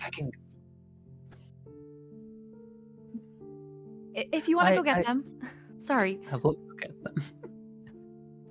They don't need to. We're almost done. We don't need their hands except for carrying some dishes. Oh over. no, I'm not getting them because we need hands. I'm getting them because I want them to believe we need hands. Of course. Yeah, I but will finish up. I hope I have not been in the way. Of trying to course help. not. You have been a wonderful help. Thank you. Trying to Yes, get Hale to help in here sometimes is like pulling teeth, but he's better off distracting Anna anyway. I will go and entertain myself in that case, Daffodil. I will be right back. She doesn't comment this time. Just like a look of like, and now it's a familiar gesture of pulling two up by the scruff of the neck, except now instead of Hale and Vago, it's Mariana and Vago. Ah! My name is Raises you up even higher. Okay, do what? Time to eat. Yes. Food. Food is good. Food is very good. You need some help carrying things over? You ask? Are you asking Luce this? Or you just sort of looks at you with no real expectation. It's the face that says, "Really, really." I think it's more of Yes. she sees it not as in like a way that's like you're incapable of carrying, but it's like the polite thing to do is to ask if you need help. Even though she Was she actively trying to not be involved. she was like in yeah, she helping. was like just saying that she wouldn't help, but she's earnest too in her like asking if you need help. Like she'll be a teenager about it, but she will help you. Guess I'll help you. I Yes. guess you're cool. Yeah, Come it's help. fine. I don't want to, but I'll do it anyway.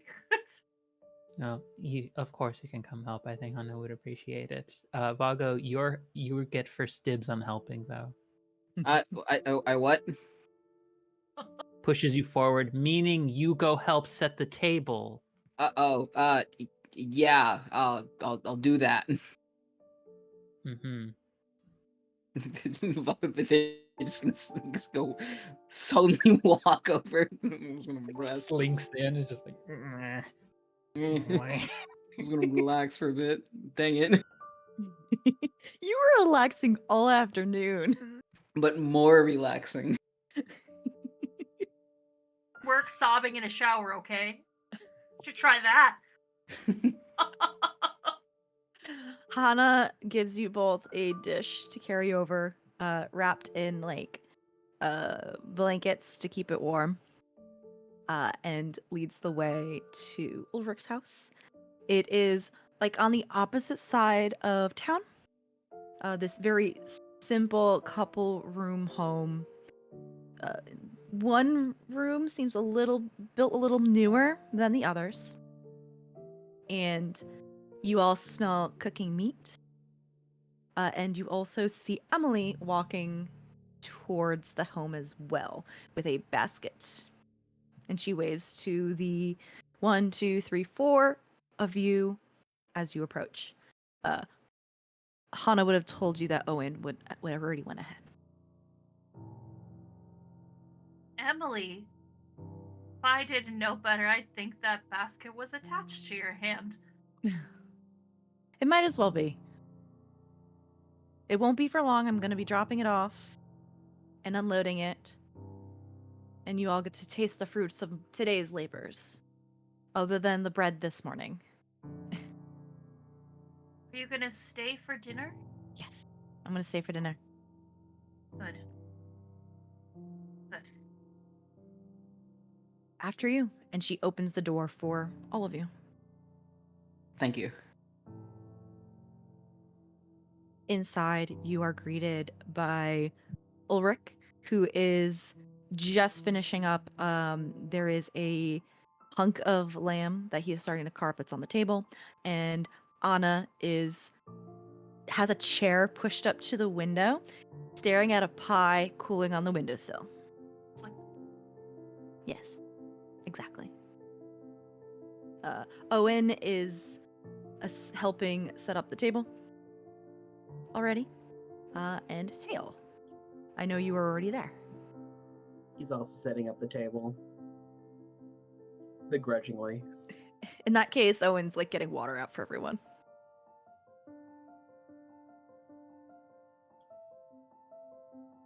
smells really good in here. Mm-hmm.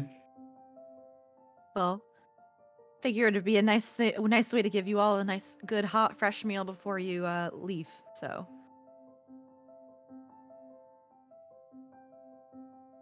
This is really nice. Thank you. welcome. And also, thank you for. He doesn't say anything, but you all kind of like allude to that he might be talking about his husband and assisting with that.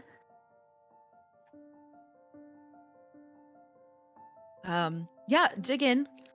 Pie will be ready for dessert, and we've got bread. We've got a couple of vegetable dishes. The lamb is cooked to perfection. Yeah. Do they eat, very important detail, buffet style or family style? What's the difference? I always forget. So buffet style, you would have like everything laid out and people would just like go and get what they want, or do they have dishes? Oh, that at the they pass? table. Oh, it's Yeah, at the table. okay. It'd be family Like, style. okay.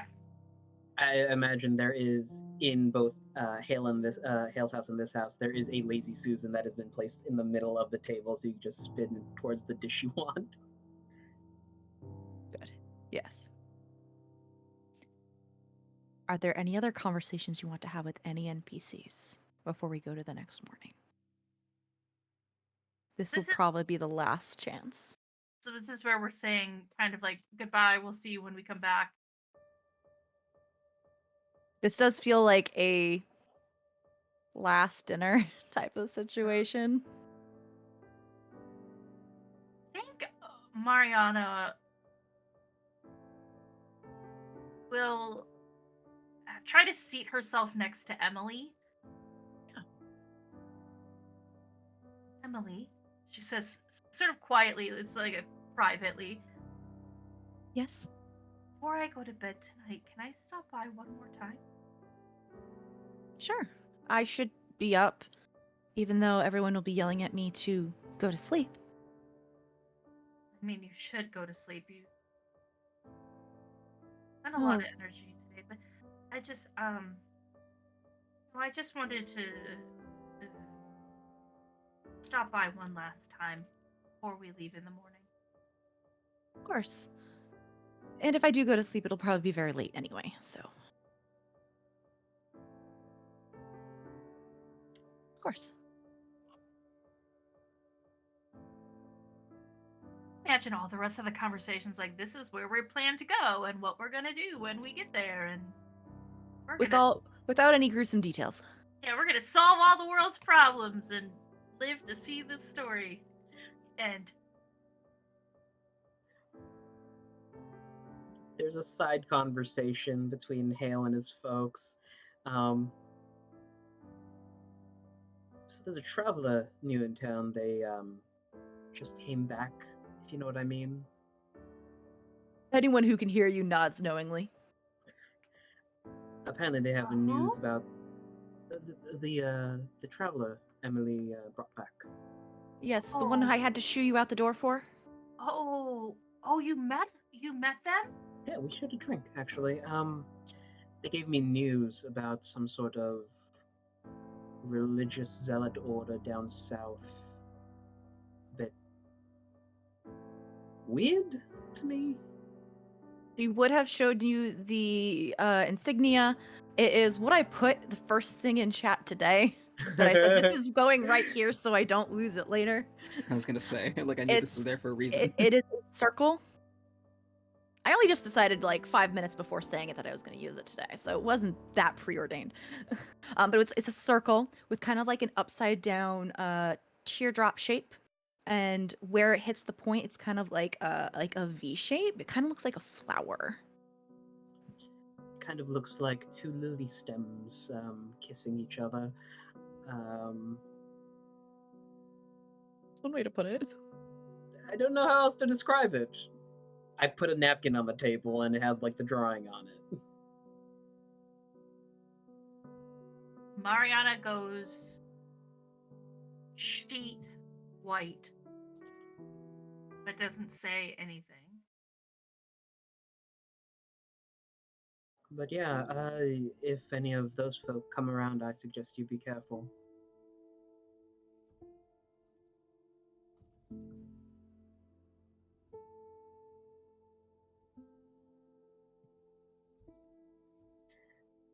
That aside, while we're out and about, do you all have anything we should look out for?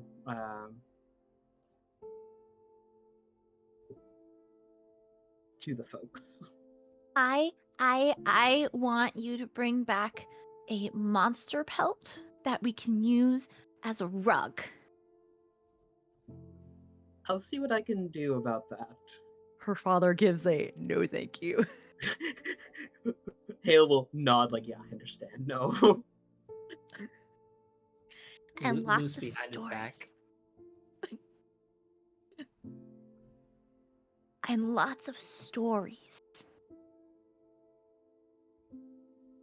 I do have a story for you. We were involved in a small incident on our way here. We were sleeping in the dead of night on our way to Perth, and suddenly a tumultuous wind kicked up and woke all of us, and in the sky was a giant mountain-sized creature with wings. Oh my gosh. He didn't even tell it right. I'm embellishing. God, about the whooshes. Like whoosh and wha and whoo. You knew about the whooshes and you weren't even there.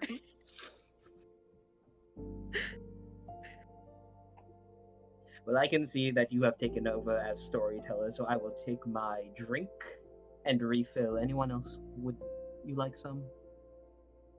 Anna shakes her head, but then also turns to Vago. Do you have any cool stories? You look like you have a lot of cool stories. Vago is going to chuckle for a bit, but they're gonna shake their head now. Unfortunately, not really. I'm sorry. But Do you're you not- gonna Sorry, have a do you, Go ahead, Uncle Hale. do you not want to tell her about the ink slugs? No, I really would rather What not are tell ink her. slugs? I swear. No, what are ink slugs? Tell me. Well, like your Unky Hale just so graciously described, they are slugs made of ink. We had to, we saw them, this was in Vale Point, correct? I'm trying to remember. It was on the way. On the way. It was like after you left Vale Point and Yeah, camping so- for the night. Right. So we had just left. We were just set up camp. It was night. We saw these. We were getting ready to settle down for the night, but we saw these big snails. But they're not like regular snails. These are like pitch black, very goopy, a lot like the ink. Like That- gloop. Like that exactly. You know, you really are good at storytelling. I'm gonna be like Auntie Trina. Tell good stories. I bet you will. But what'd you do with this, the ink slugs? I think Uncle Hale can describe that better than I can. And she turns to Luce. Miss Luce, who's gonna tell it better? Vago looks at Luz like, please play along.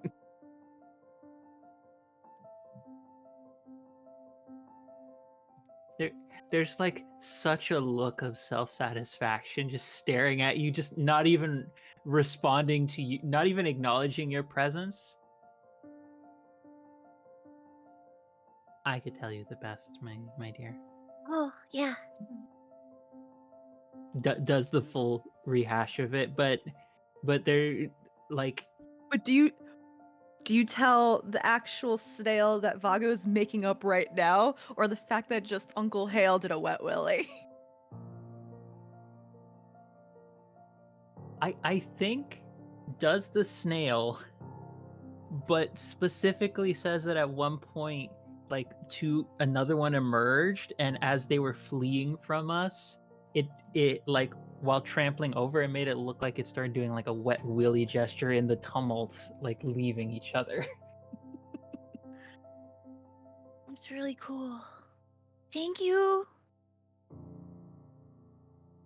And all the while, Ulrich and aunt and uncle just endearingly gaze upon this conversation.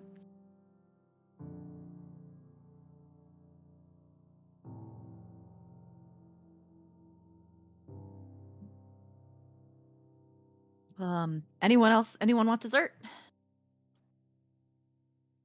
course. That pie looks so good. Ulrich smiles. It's my husband's recipe. I'll go get that cut up and served.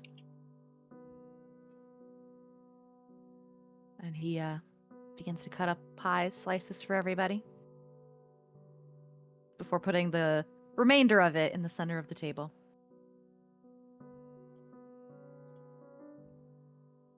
It's still a little warm, I think, so eat up.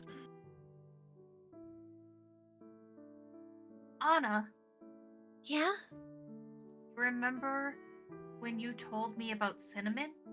Cinnamon, yes. Well, I think I can teach you something that goes really special with pie. Oh? You have any cream at your house? Yeah, I think so. Right, Dad? He nods. Just put a little drizzle of cream on it, and it tastes so yummy. Okay, I'm gonna go get it. And she runs off. And comes back with this she's not holding it very well. Jug of cream. Here, let me help you. And she'll Okay, just put thank like a very dainty little drizzle of cream over her and Anna's pie. Anyone else want any? Vago's intrigued by this concept. Vago or Neon? Yes. That's right. Okay. It's like a melted whipped cream. Cream, Oh, that's that what I is was so thinking. I was thinking of ice cream. Yeah, that's where Yeah. I thought you were going, Cool. but that's a good That's- like that's a good compromise to get if you can't get ice Yeah. cream. Yeah. Fresh cream would do that. Okay, let's take a bite together. Are you ready? Okay. Wait, everyone who had some, we take a bite at one same time. So that's you too, Vago. And anyone. Okay. Oh, and whoever did it, basically. 1, 2, 3. How? I live for these domestic scenes. They're so good. Mm-hmm. Mmm. Mine tastes a little strange. And he'll lean across the table and cut a piece off of Anna's and pop it into his mouth. No, yours tastes better. I think I'll have yours instead. Mmm. Watch Luce just casually slides the rest of her pie over to I Anna. think Mariana has probably done the same thing. So now she's got 2 pieces of pie instead of 1. Vago's broken off an extra piece of their pie and also donated it to Anna. So fun fact, this whole donating like cake, pie, dessert thing actually happened to me on vacation. Not for me, but for someone else. God, I love that. Wow, Imagine way to getting make your me look like the villain. imagine getting 3 pieces of pie in exchange for your one. And she sticks her tongue out at you. Sits back down in a huff and just starts eating his own pie. I'm glad that you're at least enjoying the pie, Unky Hale.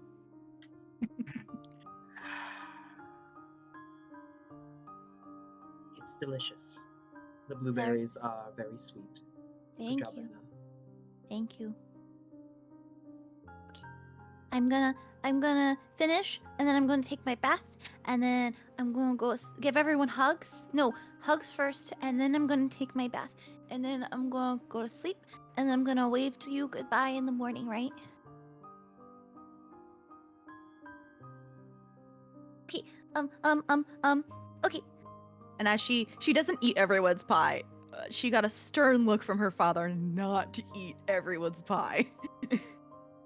And she will go around, give everybody like a hug if they are willing to give a hug, a kiss to Unky Hale and Aunt Hannah and Uncle Owen. There is the fattest of raspberries just blown into her cheek. The loudest of giggles. Okay, okay, I'm gonna get ready for bed. Good night. Thank you for coming for dinner. Good night.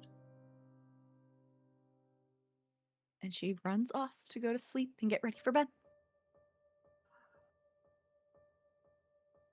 Emily watches her. I love that kid so much. She's pretty cool.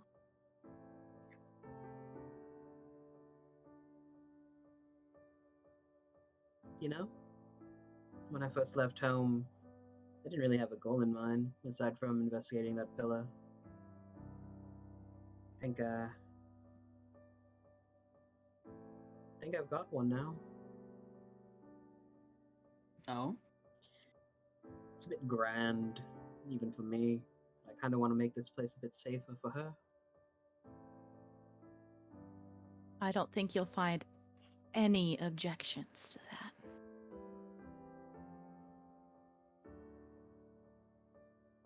And in the case that something does happen to me on the road, Emily, I'm going to be relying on you quite a bit.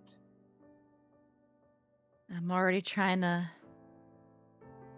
come up with backup plans upon backup plans and everything in between. First point of order, we're going to go investigate what's going on with the river. Make sure that's all squared away. Uncle Yeah. Owen nods, taking like his final bite of pie. If anything untoward is happening upstream, we'll be back to tell y'all. All right. Just be careful. Especially around I used to go up there every once in a while. Really good view, honestly. Just the rocks get pretty slick, so just be careful. Careful? Me? Owen, my middle name is Careful. Mm-hmm. It's not really. Can you three make sure he doesn't slip and fall off the cliff? We can do that. Thank you. It's a big tumble down. I've been up there too, you know. I know how dangerous it can get. Have you been to the top? Oh no, not the top. I've been forbidden to go from the top. Yeah, last time you went, you were pretty young. Well, younger. Gangly teen. That's in the past. Please do not talk about the past. The gangliest teen.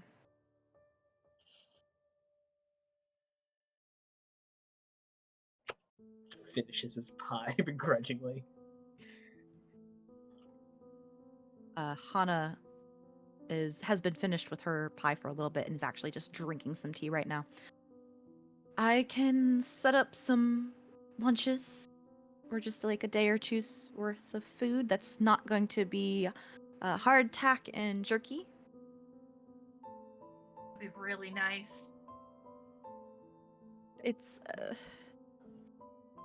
I try not to eat it too often. It's been a while since I've had to, but I don't remember it being super easy to get down. So, We would be grateful for whatever you can offer us. absolutely. I can get that all sorted for everyone in the morning. Oh, about the traveler that's in town, I promised them that I would loan an axe for their adventures. Okay. We definitely have a spare or two. They did say that they would bring it back once they've retrieved their gear, so fair trade, right? And if they lose it, no hard feelings. Mhm. No, I can put that aside for them in the morning. If do they know to come here? Or you Let's just retcon and say that he was gonna give it to her before they leave. Okay, that's perfect. Yeah. That's fine. Yeah, that would be perfect. And if she wants, she can stop by for breakfast too. I left her at the tavern, so before we head home, I can speak with them. Yeah, I'll put that aside tonight, and then in the morning, everyone can get what they need, and you're gonna have a safe, well, not safe, but I'll be suc- careful. yes. Come back, okay? It's a promise. All of you, not just Hale. You have been wonderful guests and friends, and I quite enjoy your company, and I would like to see it again and have it again.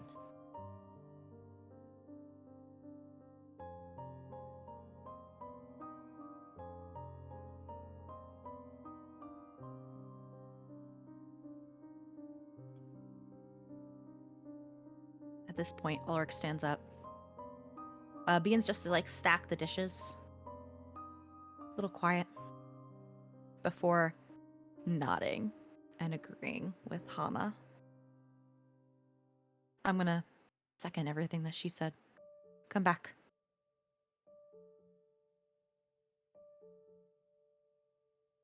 Mariana will, when he starts to stack the dishes, stand up to help without asking.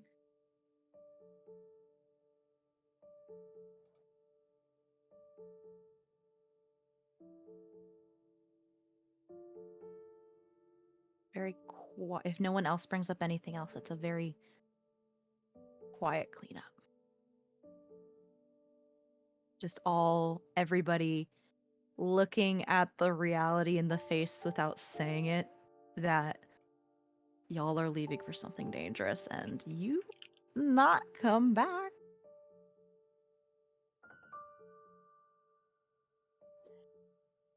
I think the one last thing that Hale wants to do is kind of plop himself in Anna's room and make sure she gets to sleep.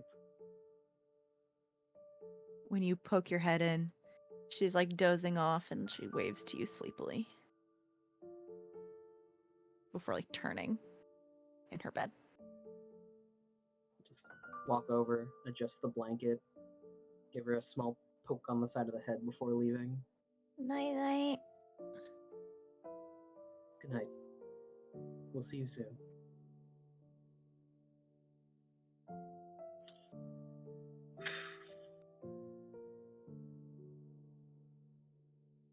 Mariana, you said you wanted to stop by Emily's. I don't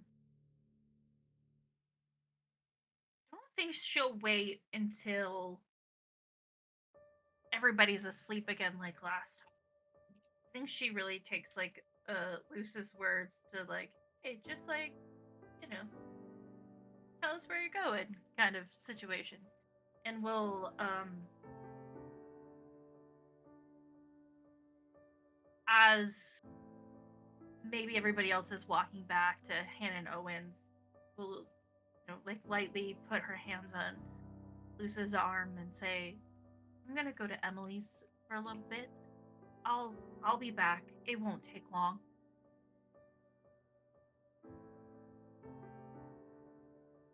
I trust your judgment, Mariana. I have faith in you. You. When you have a moment in the morning, I would just like to check in. But until then, Sort of give a little smile and veer off from everybody, headed to Hannah and Owens and head over to Emily's. Emily's home has lights on, candles lit. The door, when you actually get there, is actually not closed all the way. It's like partially open in an inviting manner. She'll, Actually, do I the lied. It's one of those doors where the top can open, but the bottom doesn't. So it's like a Oh. half door. So the top one is open, the bottom is closed. Yeah. So she'll sort of, you do the thing where you knock on somebody's door, but you're already Mm-hmm, open mm-hmm. it. Knock, knock. I'm in here. I'm actually not in the kitchen this time. She'll come in and where is She- Emily? She's in a rocking chair in near her fireplace. Just before we left, I was just thinking about something, and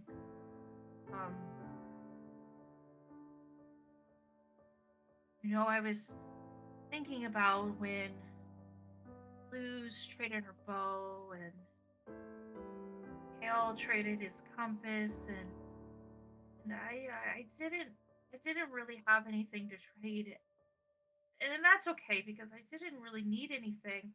But you said that there was a lot of things that print weavers need to make sure they're ready when the new print weavers come. You mean the new travelers? Yeah, sorry, yeah. It's okay. And I thought it just would be really important, maybe, if they had this. And she takes out of her pouch her holy book and hands it to Emily. Did you leave your your cover on it that you obscured it, or did you take it off? I think as she takes it out of the bag, before she hands it to Emily, will take the cover off. As you're handing it to her, she looks at it in confusion because I have a feeling like this is not a very well-known religion. That's correct me if I'm wrong, but No, it's not very well known. No, I don't think it is either. And she opens it and begins to flip through it. Yeah, and in there, it's like when you rent a college textbook and somebody's made notes in the margins and highlighted, and there's a lot in there. And Mariana, as she's flipping through I know you've prepared a lot of weapons for when travelers come through. Sometimes there's weapons you need more than just to defend yourself or to inflict harm. Sometimes you need the weapon that's knowing about things. You know how packed your book is with words and all your notes and knowledge and everything. So you know she's not taking the time to read it right now, but she mutters, "The paragons of providence. I'm only No, you're right. Knowledge is a very vital piece of power and information, and what I'm reading here is concerning." I know that book front and back. I have the weapon that I need from it. And I want to make sure that other people do too.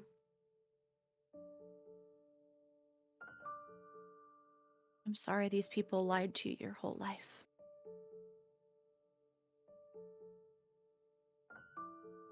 Can't do anything about that anymore. Sort of laugh a little bit. But that's okay because the good thing about this sort of rub her um rub her fingerprints with her thumb, and the good thing about this is I get to have new ones. Thank you for this, Mariana. I will do my best to read through it. Though, reading about the hatred towards print weavers and ink and travelers will be very difficult to get through. I'll make sure. Sorry, what was that? Just make sure that you take a break from it sometimes. I will, and once I feel knowledgeable enough, I will let folks know that this group exists and give ample caution. Sounds like they may be coming out of the place they hide. I She don't want to tell closes. you. Sorry, go ahead. I don't want to tell you to rush, but maybe just read the cliff notes. She nods and like closes like the book, so it's just like sitting on her lap, cover up, and she's tracing her finger over the slightly raised edge of the symbol of that flower type upside down teardrop circle that Hale described during dinner. And she nods again, and I'll also see what I can do about maybe trying to spread the word to other print weavers.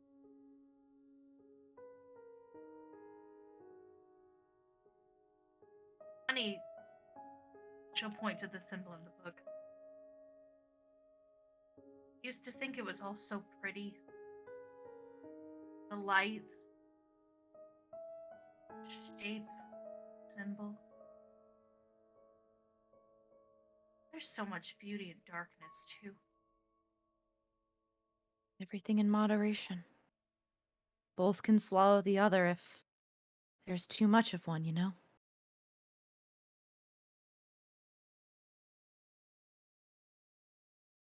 Thank you, Mariana. Thank you. And everyone's already said it, but have safe travel. Feel a lot safer now. Now that I have somewhere to come back. My home is open to you and to Luce and Vago and I guess Hale too. I'll make sure to tell Luce and Margot. Thank And you. leave Hale guessing. He has a home he can come to, though. I probably will not be there to see you off in the morning. I probably will sleeping till the sun is high in the sky. You have more than earned that rest, Emily. And she'll put her arms out for a hug. She will give you a big hug. Big comforting squeeze.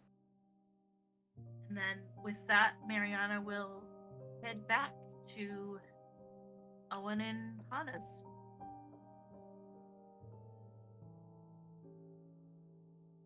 Is there anything else anyone wanted to say so Amber didn't have to have the last scene? No, that's why I was asking for the scene in the morning with Mariana. Perfect. It won't be very long, just real quick. I think that work? Vago. Yeah, I think Vago is gonna go before they settle down for the night. I think Vago's gonna talk to Hana for a bit. Yeah. Hana is actually reading a book by the fire, or by candlelight.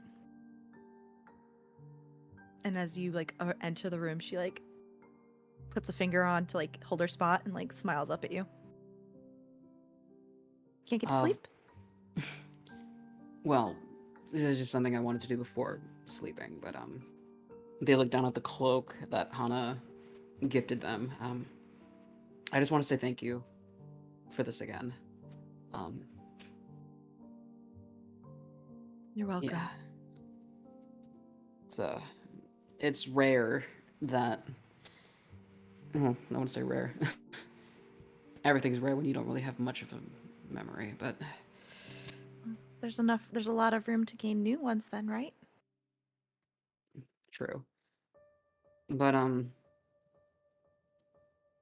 this is the second family that I've really been able to enjoy peace with at a time like this, in this world of chaos and ink and resurrections. But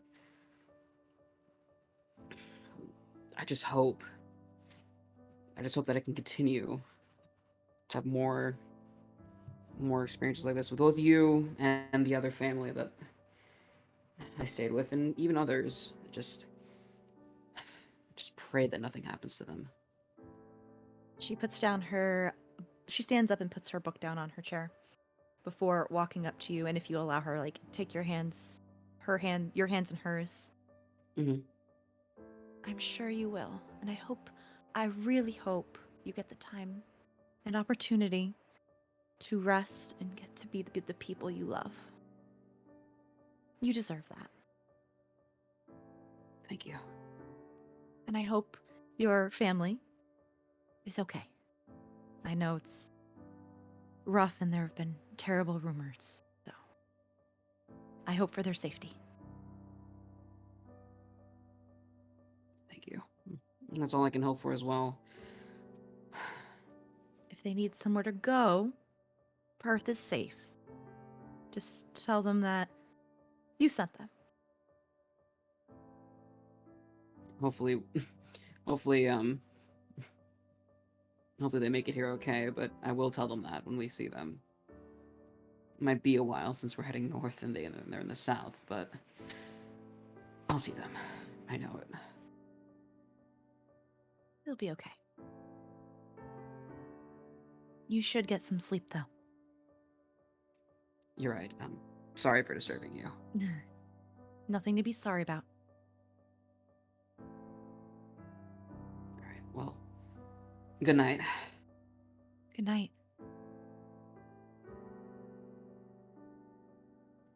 Before Yeah. Vago goes to sleep, sorry, go ahead, yeah. Go ahead. Vago just gonna mutter, 3 words, just a few words, mainly just time. Joku, Umu, just please be safe.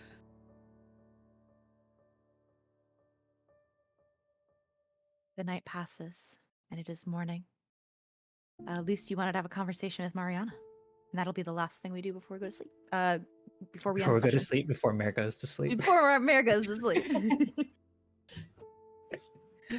Also, not Heck, our producer, calling me out in chat for me doing the full like camera lean in. No, I think she's probably up one of the earliest of everybody. She goes and she knocks on Mariana's door.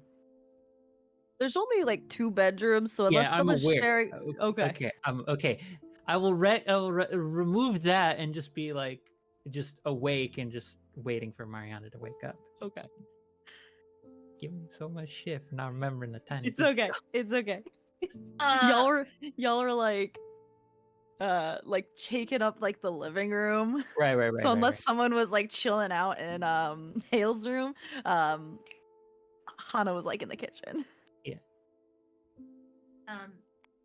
Mariana is used to getting up to help with chores at home and then has been traveling, so probably doesn't take her super long to wake up.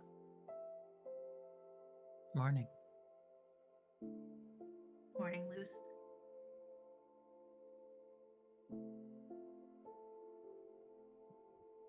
Your face seems, the expression seems a lot lighter than it was yesterday.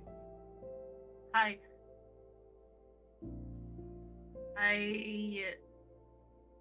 feel like I'm leaving behind a pretty heavy burden.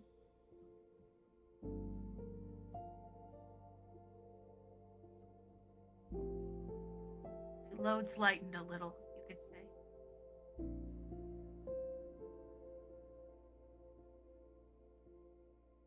Are you sure it's not something where we will have to deal with that load directly when we travel?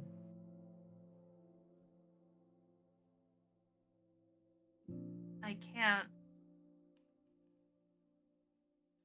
promise that, but I'm prepared for it. I'll make sure if it's coming, I'll let you know. If it comes for you, if it comes for Vago, if it comes for Hale, I will be prepared for it alongside you. Do not think for a moment that you will have to do this alone.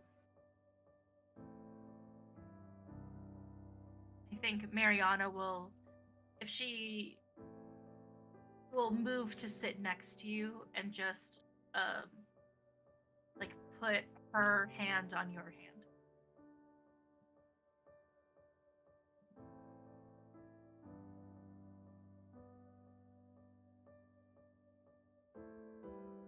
It's nice, isn't it?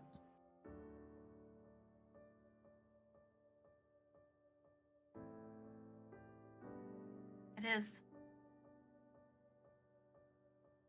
Sort of just like lean into loose. You don't even know what I think is nice. Doesn't matter. Because if you think it's nice, it must be pretty nice.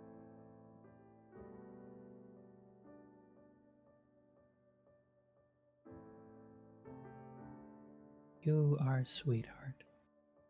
It is your best quality, Mariana. May I offer a piece of advice as someone who's seen more things? She'll nod.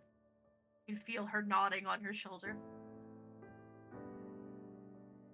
Whatever you have been through, whatever the past still holds over you, do not let it become sacrament. Do not let it become an edict for your future. One path need not lead somewhere else. By default, there is always a choice.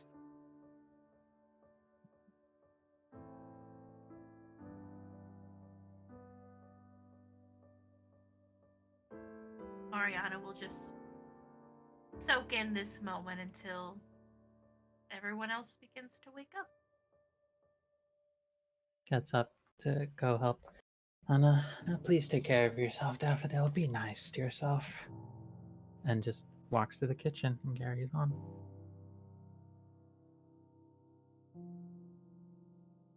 You all wake up. You are given each of you are given a small little bundle of not dried or cured or salted food. It'll last for like a day, and one meal, maybe two. But you recognize some fresh mini loaves of bread from Emily, some vegetables, lightly seasoned, and some good meat. Everyone gives you a hug, especially Anna, who kind of holds on to you a little bit longer than she should. Especially you, Hale. Gonna miss you. And I'll miss you too, kiddo. Come back soon. We'll be back in a couple of days. We're just gonna go investigate up north. Okay. And hopefully we'll have some stories for you. Okay. She's much quieter and less rambunctious than she has been the last 2 days. And she eventually, when she's given all her hugs, she's picked up by her father and she just kind of like holds him. And Ulrich gives you all a nod.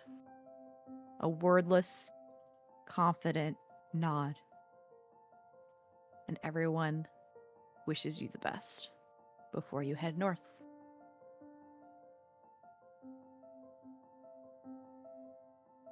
And next session, we will pick back up on the road, heading north to the source of the river being polluted with ink. Hey, everybody. Thank you for joining us for session 3 of Print Weaver Pillars of Ink. I have been your Game Master, Mare. We are all going to do our sign-off super quick before we go on a raid to Diversity Saves, so stick around for that.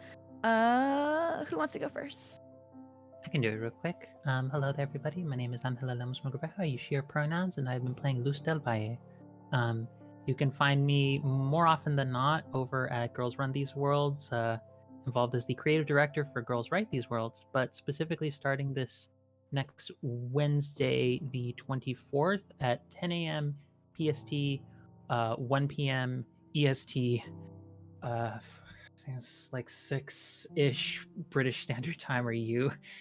I have to pay attention to all of these things. We have a lot of people with various time zones. You can catch me running the starting with the premiere of Afterlife Hotel Nexus and Afterlife Wandering Souls campaign, which y'all, I'm not even prepared. I'm not even prepared for this. It's oh yeah. And also, as Heck has reminded me, we got a Pride zine coming out on the 15th of June, everybody. We got good shit coming. That's me. Hey everybody, I'm RJ, and you can catch me at rjustice282 on Twitter and Twitch, where I tweet about the nerdy things in my life, and sometimes shit posts about zodiac signs. You can catch me over at the Indoor Adventures on Monday, where we do a homebrew campaign of D&D 5e. We're level 20, and we're about to go fight some space worms. That'll be nice. On Thursdays over at the Hype Goblins channel, where we're doing a only third-party exclusive D&D 5e campaign, where I play a sweet himbo barbarian boy who just likes to hang out and chill. Saturdays over at G Game Nights. That's KNIGHTS, where we do a game of Parslings, which is a fun deck building game where you use a deck of cards and it shows how much success you do during a roll. I'm literally a werewolf because I died. It's great. It's amazing. Finally, Sunday mornings, once again, over at the Hype Goblins, where we round out. Oh, I'm sorry. The Thursday game is Pathfinder. Sunday morning at the Hype Goblins is another D&D 5e game where we're dealing with the ghosts of my character's past, and I think that's really odd considering the things we're doing here as well. But yeah, if you want to see me live, check out my Twitter. I normally repost whatever I do. I can probably go next. Hi, my name is Abhishek Watanga. I use he, him pronouns. I've been playing Vago Viator. You can find me on Twitter at neon_Raiden. Pretty much anyone just shitpost to either talk about Zelda, Tokusatsu, Kamen Rider Sentai, all that fun goodness. Yeah. Amber, you can find me at analog_Amber just about everywhere on the internet. I use she, they pronouns. I am making my triumphant streaming return this coming Friday at 6 p.m. Central Time. And I am fine and totally prepared for that. And I would love to see some friendly faces when I come back. So I'd love to have you at twitch.tv/analog_Amber. And last but not least, hi, I'm Mary. You can find me on Twitter at Archmage of Dice. I run this game on every Sunday at 6 p.m. Eastern Time, and over on Sword and Key, sword_and_key. I play a centaur rogue / druid in a nautical game that is returning for season 3 this coming Saturday, the 27th at 6 p.m. Eastern. I also run a game of Invisible Sun called Fraying Threads on Thursdays at 7 p.m. Eastern. We have like 3 sessions left, and they just got 12 weeks of downtime because instead of deciding to take the way back, traveling traveling on the ship they came by, there were time shenanigans, so they ended up 3 months earlier than when they left. So they decided to take advantage of that 12 weeks of downtime. Still don't know what's going on yet. It's fine. We have another week. We will be back on June 1st with episode 10. And we have like about 3 sessions left, so come join us. Also, please stick around for the raid. We are going to be raiding Diversity Saves, who is running a Cypher charity game for Diversity Saves, a nonprofit organization that grants marginalized creators provides grants to marginalized creators in the TTRPG community. So give them some love, and if you can, donate to a wonderful cause, everybody. And we'll see you next week. Bye.